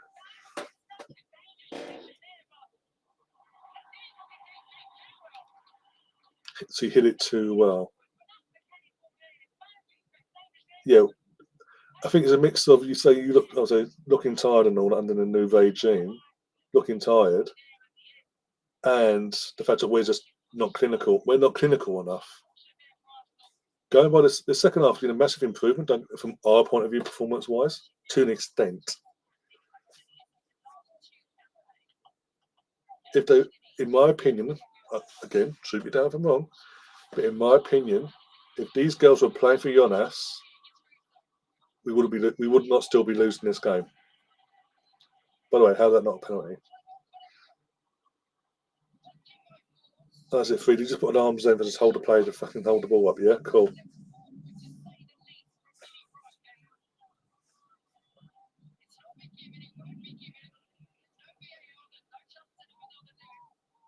I want to see the replay. Here we go. Let's have a look at the replay. No, hit a face. He hit a face. There's no penalty. Nowhere near arms and all that. It's right in the face. Okay, it's obvious. We've all said it. Can we move on? Fucking hell, Julie. But yeah, I was saying, I keep saying it, but yeah, if the girls were Team Jonas, they want to keep Jonas in the job. This game will be 2. At the very least, this will be 2-2. Do you think the WSL does need VAR at some point? But in that instant, there's no question it wasn't a pen. Even I could say that.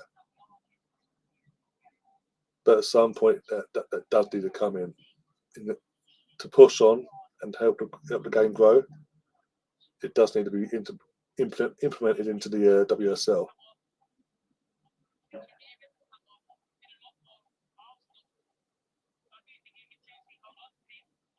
But at the very least, this would be 2-2. The girls were fighting for him. I keep saying it, sorry. But the girls were fighting for him. This would be at the very least 2-2 at the very least, if not winning this game, based in the second half. They're not in it for him. Off the ball foul. That should be a booking. Hey, you've booked the wrong player, but way. Well done, ref. You booked the wrong player. You booked a Chelsea player, granted, but there's a wrong Chelsea player.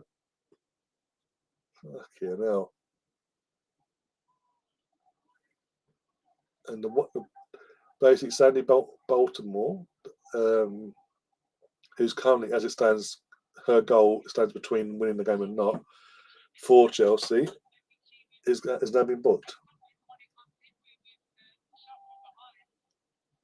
Yeah, but obviously WSL, the tech's in the stadiums, like the Emirates and all, the tech's there to be used, but it's down to the FA themselves to allow it to be infinite. It can't just be because we're playing at the Emirates, because other stadiums not all the stadiums have been using the WSL or Premier League grounds as well on a consistent basis. So it's the money that's got to be put into from the FA to the WSL to install the tech, so it's consistent. Because it would be deemed unfair, because obviously we're playing most of our games this season at the Emirates. It would be deemed unfair if only we was using VAR at our place and nowhere else. God, oh, for God's sake, Cooley Cross, come on! Literally, oh my days. This is what I'm saying. They're not playing for him. Again, if they're playing for him, she has a proper swipe at that. That was literally just like passing it. She literally passed it back to Southampton as a recover. Try it. They need to try it in a League Cup final or something. Yeah. League Cup final, FA Cup final as well. Not yet. Seconds away. I'll let you know in a few seconds when it comes up.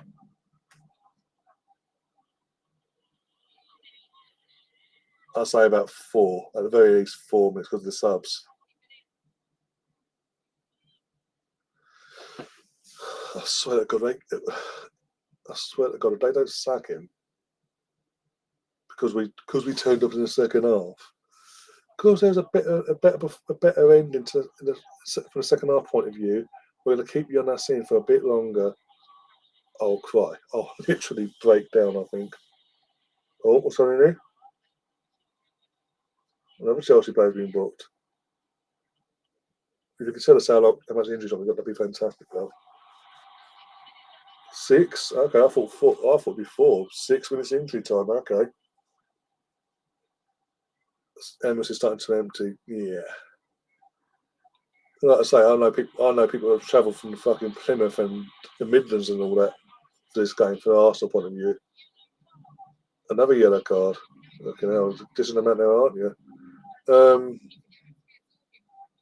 So I can't really blame them. It's Saturday as well. They might have plans either to go straight back homes or back to their homes, or go to have something to eat with other friends that have gone to the game. Because I don't think, because with all due respect, yeah, the girls have played. Our girls have played better in the second half, but it gets to a point where you think this is not our day. We're not going to get that equaliser. And obviously, even though it's not a full capacity stadium, they're saying 45,000. I don't think it's nowhere near that. But anyway, they want to get on that train. Oh my God! Hit the fucking post again. Hit the post, and it comes fucking. Hits the post and comes flying back out. Of course it does.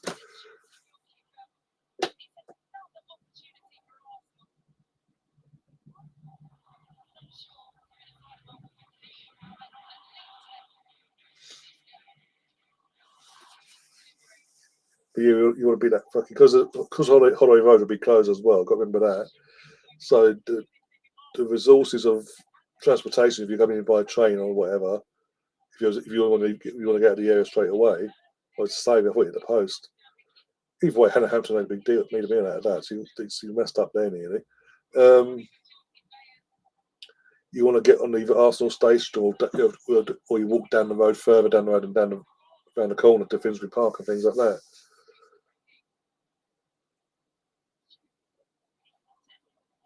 Easy to get to get the car in the car park too. I don't know. Yeah, I don't know.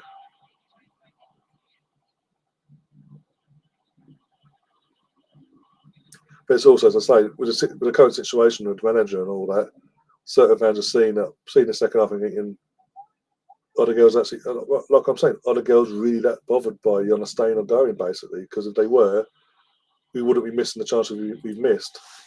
Oh, that's not a foul. Oh, my God. It's a 50-50. Richie 130.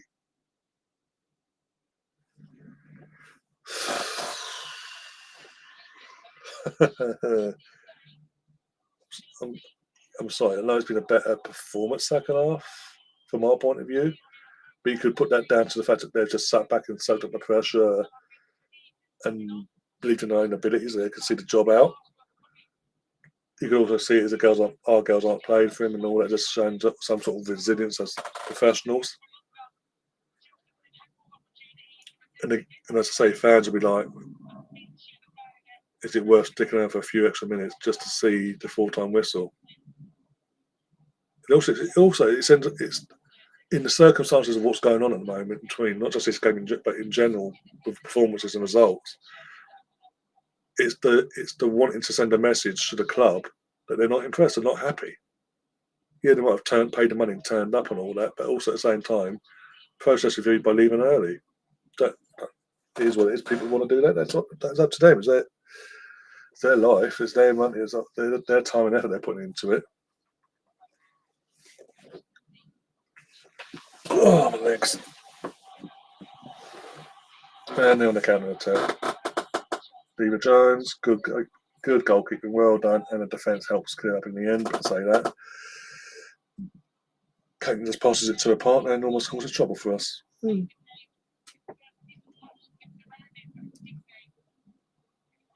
Lossa, get up quicker, thank you. And Wayne. We are not a minute and a half left of the game, by the way. Minute and a half left. And as it stands, if it does stay like this, which it does look like it's going to stay like it, this hopefully will be the last time we see Jonas in the Arsenal dugout. Hopefully. I doubt it, but I'm hoping. Another corner. Come on. I know Amanda's not there, but we actually just get the ball on an Arsenal player's head. Have it on target at the very least. Test the fucking goalkeeper properly, not just straight at her either.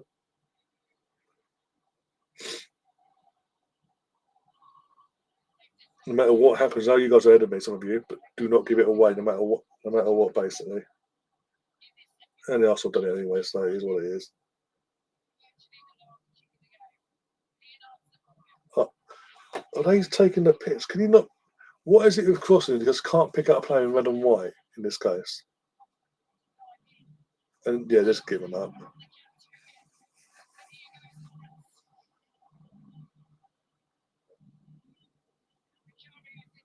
I haven't yet, but I'll probably see it in a sec. Ian. That is the game management. You're taking the piss. That is the game management.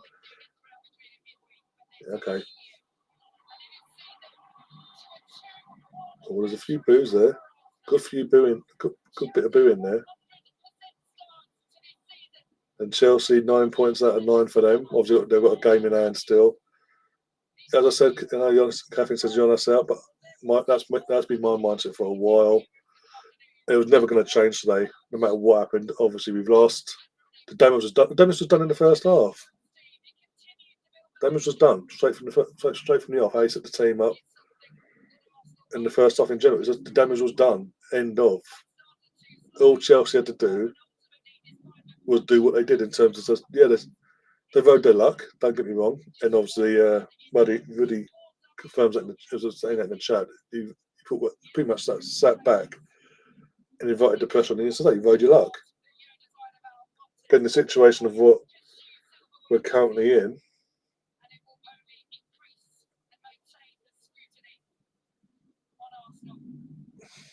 yeah, I reckon we'll finish 4th or 5th at this rate. 4 points out of 12 is an acceptable. Yeah, it is.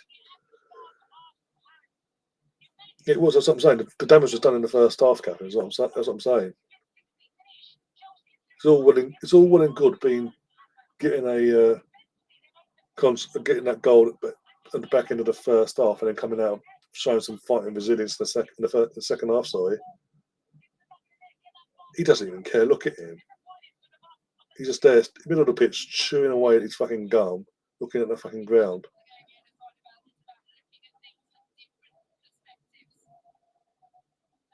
But I keep saying it. I'm sorry if I keep repeating myself, but if these girls were there wanting to fight for Giannis's job, and they cared, they wanted him to stay, and all that, they really cared about him.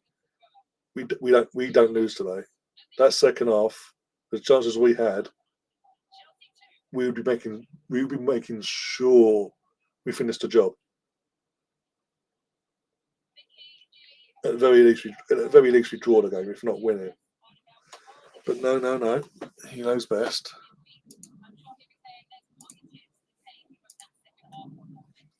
But Alex Scott's trying to obviously ex-arse to try to put a spin on it and all that, but you can't really put this. Why? You asked the question, where was that performance in the first half then?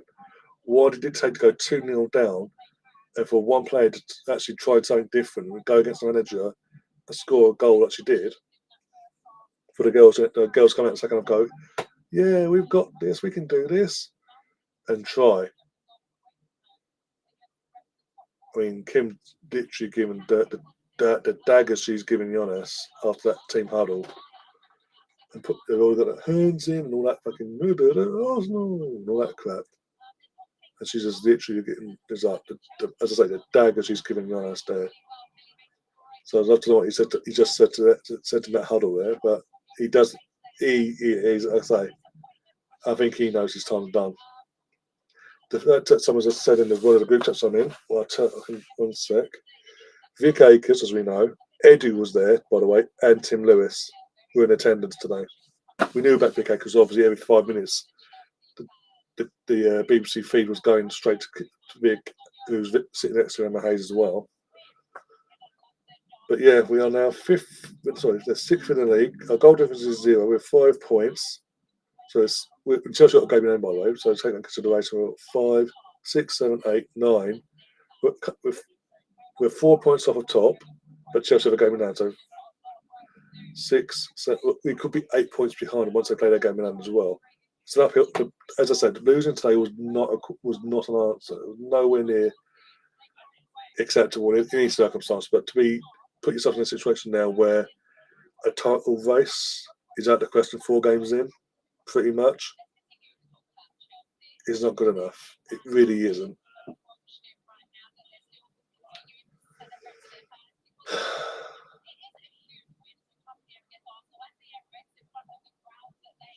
And the frustrating thing is, as I say, it's because of the job they did in the first half. They didn't have to try. They didn't have to do anything in the second half. Chelsea to win the game in the end. They just had to sit back and pray that we didn't take our chances, and we didn't. Kathy Tissie's out. Yeah, no worries. I'll see you over the next few days anyway. Other bits and pieces we'll be doing on the channel. Take care of yourself, having a good weekend, and obviously, yeah, Philly's out to take it, but yeah, Chelsea are there for the taking. If we turned up for the entire 90 minutes today, going by what was on that second half, Chelsea are there for the taking, but you could also argue they were just being a professional thing and just defending what they had.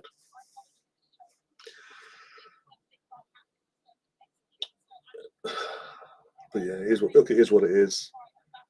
I maintain he's lost the dressing room. If he hadn't lost the dressing room, we don't lose today. That's on him. It's now down to the club now, these next 24 hours, to make the call. The fact that people are now saying, not only was Vic Akers there, obviously Emma Hayes and all that, but Eddie was there and Tim Lewis, the club lawyer, was there, for fuck's sake.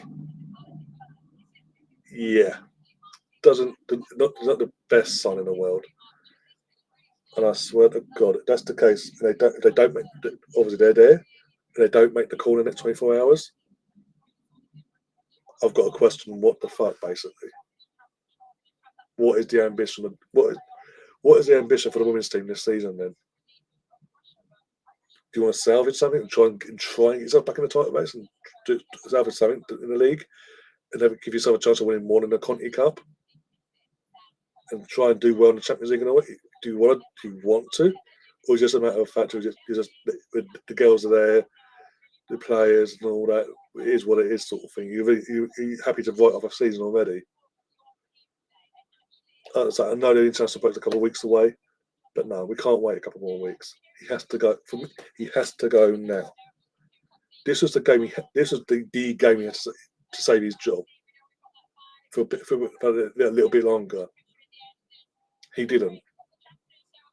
The fact of the matter is, when he went 2-0, he purposely, for everyone to see, pulled Beth Mead over and rollicked her for not defending, not calling the entire team over to give him a good telling off.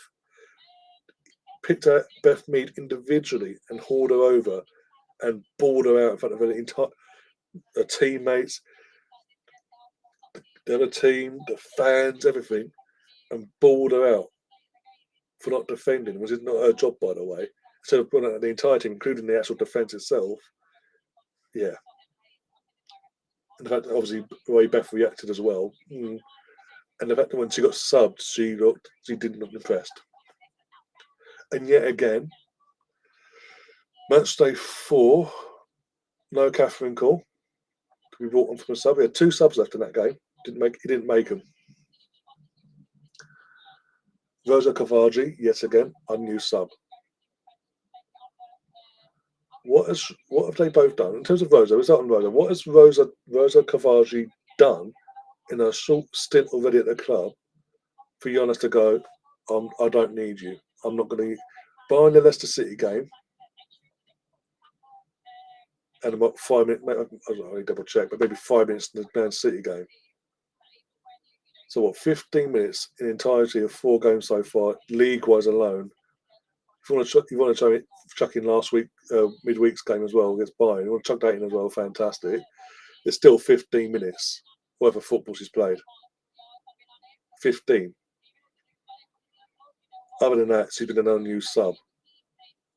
What has she got to do? She's sitting there thinking, hang on, we're dropping points like flies. We're not exactly performing. I could add something here. Why am I not being brought on to be used? Or why can't I start in this game ahead of X, Y, and Z? Same with Catherine. Of all due respect to Cooney Cross, as I said earlier, Cooney Cross has not had the best start to this season. Pre-season's been in here, and it's carried over. She's not got going yet, form-wise. But Catherine, who was promised the world, nothing. Not a single second of football in all, not just league, in general. So he's got his favourites. He's got players he's just brought in and he doesn't clearly fucking like. And what's the point of bringing them in? Why go to the club? I want this one or that one, and then when it comes comes down to the crux of it, you're barely using one of them. And another one that could have been sold, made some money out of. If you didn't really want to use her, you decided to lie to her and the public and the club and your employers, by the way. You've lied to the employers by saying, no, she's a big part of my plans, but I'm going to be giving her a lot more minutes this season because now we've got Champions League. Where is it? So it's something it's got to give. And now, with what I'm seeing, as I said, if what I've seen one of the group chats saying that obviously Tim Lewis, Edu were there along with Vic. It wasn't just Vic there with Emma Hayes. It was Edu was there. The club lawyer was there today in attendance. That gives me something to hold on to, that possibly in these next 24 hours he could be out of a job. Hearing as well that Casey Stoney's there with a family as well in the director's box and all that. Gives me a hope that there's something they've put something in motion, basically. In the plans already, the wheels are already in motion. Sorry, and he could, as I say, he could be gone in case he could be brought in like that.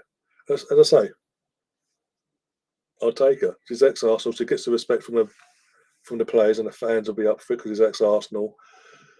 The players that she played with at back end of her career that are still there, she'll get them on board as well with how she wants to play, and it makes it easier transition as well, knowing there's some players still there. And if he's got to be better than this, he's clearly lost. I keep saying it. He's clearly lost the dressing room. Results and performances last year suggested it, and then you add then in the Viv situation as well, and how the players have reacted since in terms of performances and results. It's clear as day. But hey, it is what it is now. We've now got that out of the way. So our next game, I'm going to tell you now. I've obviously got to plan out the rest of the week now in terms of the scheduling and all that. Wednesday is our next game at home at the Emirates again. Champions League night against the lowest ranked team in the group, so it should be a win. Again, it's perfect timing in terms of get him out, get someone else in.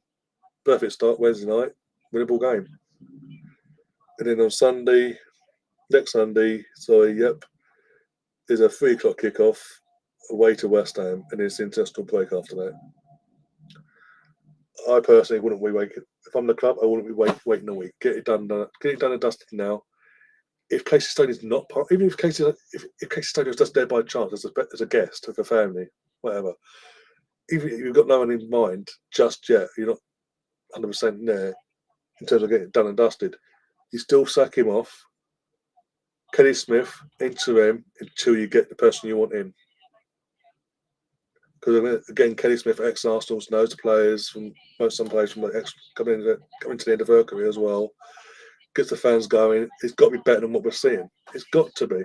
It's 2 games. In these 2 games that she could be interim in charge of, they're winnable games. Wednesday night at home, good crowd in there as well, and then away to West Ham against a struggling West Ham as well. It's there to get the morale and boost up before the international break. And even if it is, as I keep saying, if it wasn't to be Casey Stoney to come in straight away and get the go in straight away, it's whoever then comes in after from that international break on a full-time basis. They've got a good platform to go off of then. Whereas as it stands, if Giannis gets kept for these next 7 to 8 days, just for the sake of it, you're making the person that comes in on a full-time basis their job a lot harder to pick things up and get the morale going again in a positive sense.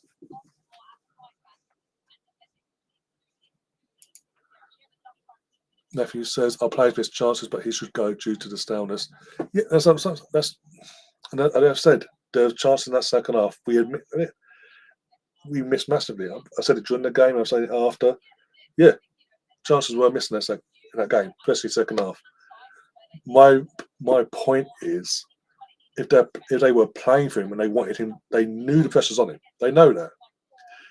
If they really wanted him to be their manager going forward, or head coach, whatever it is, going forward, and wanted to help save his job, they take them chances. 100%. They're on board for team. They're on Team Giannis. They're taking them chances, and we turn the game around. Worst case is a draw. Best case, we turn it around completely and get the win. They missed the chances. It says it all. And the football is still stale. As you say, it's staleness. It's getting beyond the joke now. In terms of this season alone, if you want to look back into pre-season as well, the only game in pre-season we've looked, I'll say 2 games, technically. The only 2 games we've looked superior to the opposition was Rangers in the first game of qualifying for the Champions League, and against Hacken in the second leg at Bournemouth. And again, that was an eventual. Once we got that first goal, our confidence came out of us. We came out of ourselves. Other than that, we have Western Spirit. The first game, we got pushed. We were more than more than you'd like to see. Put it that way. Chelsea pre-season. That's the duddest game in the world, by the way. But we lost that. Took a by crook, whatever. Look nowhere near the levels of today either way. Second half wise, for us, this today's second half compared to that. Anyway, and then so Rangers came along, and then we had Rosenberg gave us a fight of our lives, and we just about got through that. Hooker by crook, and then obviously hacking away, made hard work of it. After 20 minutes, we just fell apart, and our superiority just went, and we looked like they were on the same level as them for the rest of the game. Then, as we saw, we lost that. Second leg, as I say, we did look better, the more superior team. But then that was a game that was before we played Man City. Before? No, it was after playing Man City. So that was after the Man City game as well. In between the two legs, we had Man City. And that's I say, you know what? The Man City one, pretty even in terms of the draw. I think the draw was a fair result, don't get me wrong. But you did ride our luck. Let's not get it twisted either. We then go to Leicester City, a team that's one of the favourites to go down and struggle this season, to a place where we famously win 4-5s and all that. Like Leicester's like that's like whatever. We deal with all. They never have an issue with really. We won because of a mistake they made that we capitalised on in that moment. Other than that was the dullest game of football I'd watched at that point. The performances weren't there. It was just drab. And then you fast forward a week later, played Everton, the same situation. Performance wasn't there, no heart, no character, no nothing. And for the first time in our history, we dropped points at home, or dropped points in general to Everton. Midweek, started off okay. First 40 minutes of Bayern Munich, we started off well. And then we gave away that goal back into the second half. First half, sorry, back into the first half, we gave away that goal. We got him back into the game at 1-1. And look how we fell apart in the second half. Barring a 5 minute spell in the second half, we were completely outdone in every department. And then today, the damage was done in the first half. 4 minutes in, first shot on target, it goes in. The second goal, look how that was defended. And it's only when Caitlin Ford decided to take the game by the scruff of the neck herself and try and make something happen that we got a goal back into it and give the fans something to look, sort of get a buzz for the second half. And then the entire second half, as you expect, Chelsea's sat back and then, come on in. If you score, we're going to come back at you, but come on, bring it on. And we created chances. And as I keep saying, Chelsea rode their luck. But when the team's not playing for a manager, you're going to get lucky, basically. You want the team defending. It is what it is. If he's not gone in the next 24 hours, I'll be disappointed in the club. Especially with them being there today. The main hierarchy that is involved in hiring and firing were there today. As I say, if he's not gone, I'm disappointed in them. It's a big. I don't care. At this point, I do not care. There's only a week to an international break. I don't care. People want to start things on a good start the slate clean, wipe everything off, like get him out the door, start the slate clean, give your fans something to look forward to midweek and next Sunday respectively. Even if you haven't got someone in place to come in straight away, as I say, you've got Kelly Smith there for 2 games. Roll that dice. You're giving yourself an extra. She's giving you then that extra week, that platform to get a couple of decent results and performances, and then coming into international break, you then make the full-time employment of whoever you're looking at. They then have an international break with the players that have been left behind, that have not been called up for whatever reason, and they start putting the wheels in motion for their philosophy, for their plans, and how they want to play, etc., etc. And then we kick on. The season then starts properly, properly, basically. But for them, after the international break, for them, that new manager, the season starts then, as far as they're concerned, as that new manager or head coach or whatever. But if we can stack him in these next 24 hours, the season then starts from here. Because you're given 2 games, get the confidence up, get the morale up, not just within the fan base, but within the players as well, in their belief again. Because there's no belief in this team. You can see it from a mile off. I see City's women's team winning the WSL. Yeah, they're going to be the closest to push City. I think with Viv in that attack now, that's going to be the edge.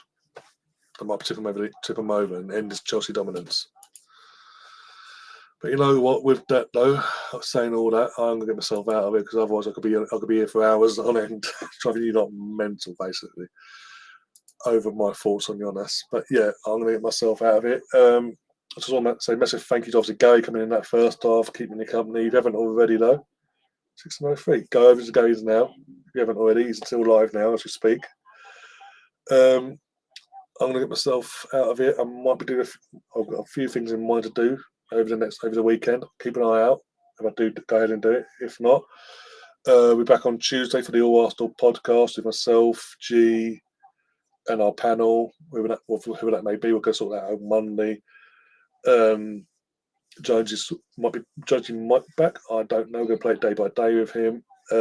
Obviously, then you've got Wednesday night, the Champions League night. Thursday and Friday, as I say, with Jones, we're going to play it by ear. So Thursday and Friday, by Wednesday, we'll have more of an idea of Jones's stuff, what he could be able to do next week. If he wants to do anything next week, it is what it is. But yeah, we're going to sort things out and get as much content to you guys as possible. If you haven't already, though, as well, massive thanks to everyone in the chat, even the Chelsea, the Chelsea fan that came in. And actually, considering his team is a London derby, his team actually deservingly beat us one way or the other. He was respectful. I do like Roddy because considering he's a Chelsea fan, he's very respectful. When he came and he was calm, collected. He wasn't giving it the big I am. He just kind of enjoyed the game and had a bit of a laugh and a bit of banter with us all. And I appreciate that because I was just like, go on, do a gav, please do a gav because I had gone nuclear, but no. But big props to you all as well, keeping me company and keeping me sane over all this. But hopefully, the nightmare will be over soon. Hopefully, we'll see. Any news on that? If anything does happen actually on that side of things in the next 24 hours, we will do a live reaction as it happens stream for you guys. We're going to get as many people in, get our reactions on that, and obviously have that discussion of who then replaces him. But we'll take it from there. Yeah, but apart from that, guys, take care of yourselves. Please, if you haven't already, please hit the like button. Please subscribe. Please share the content around. And yeah, until next time, up the Arsenal. Come on, you Gunners.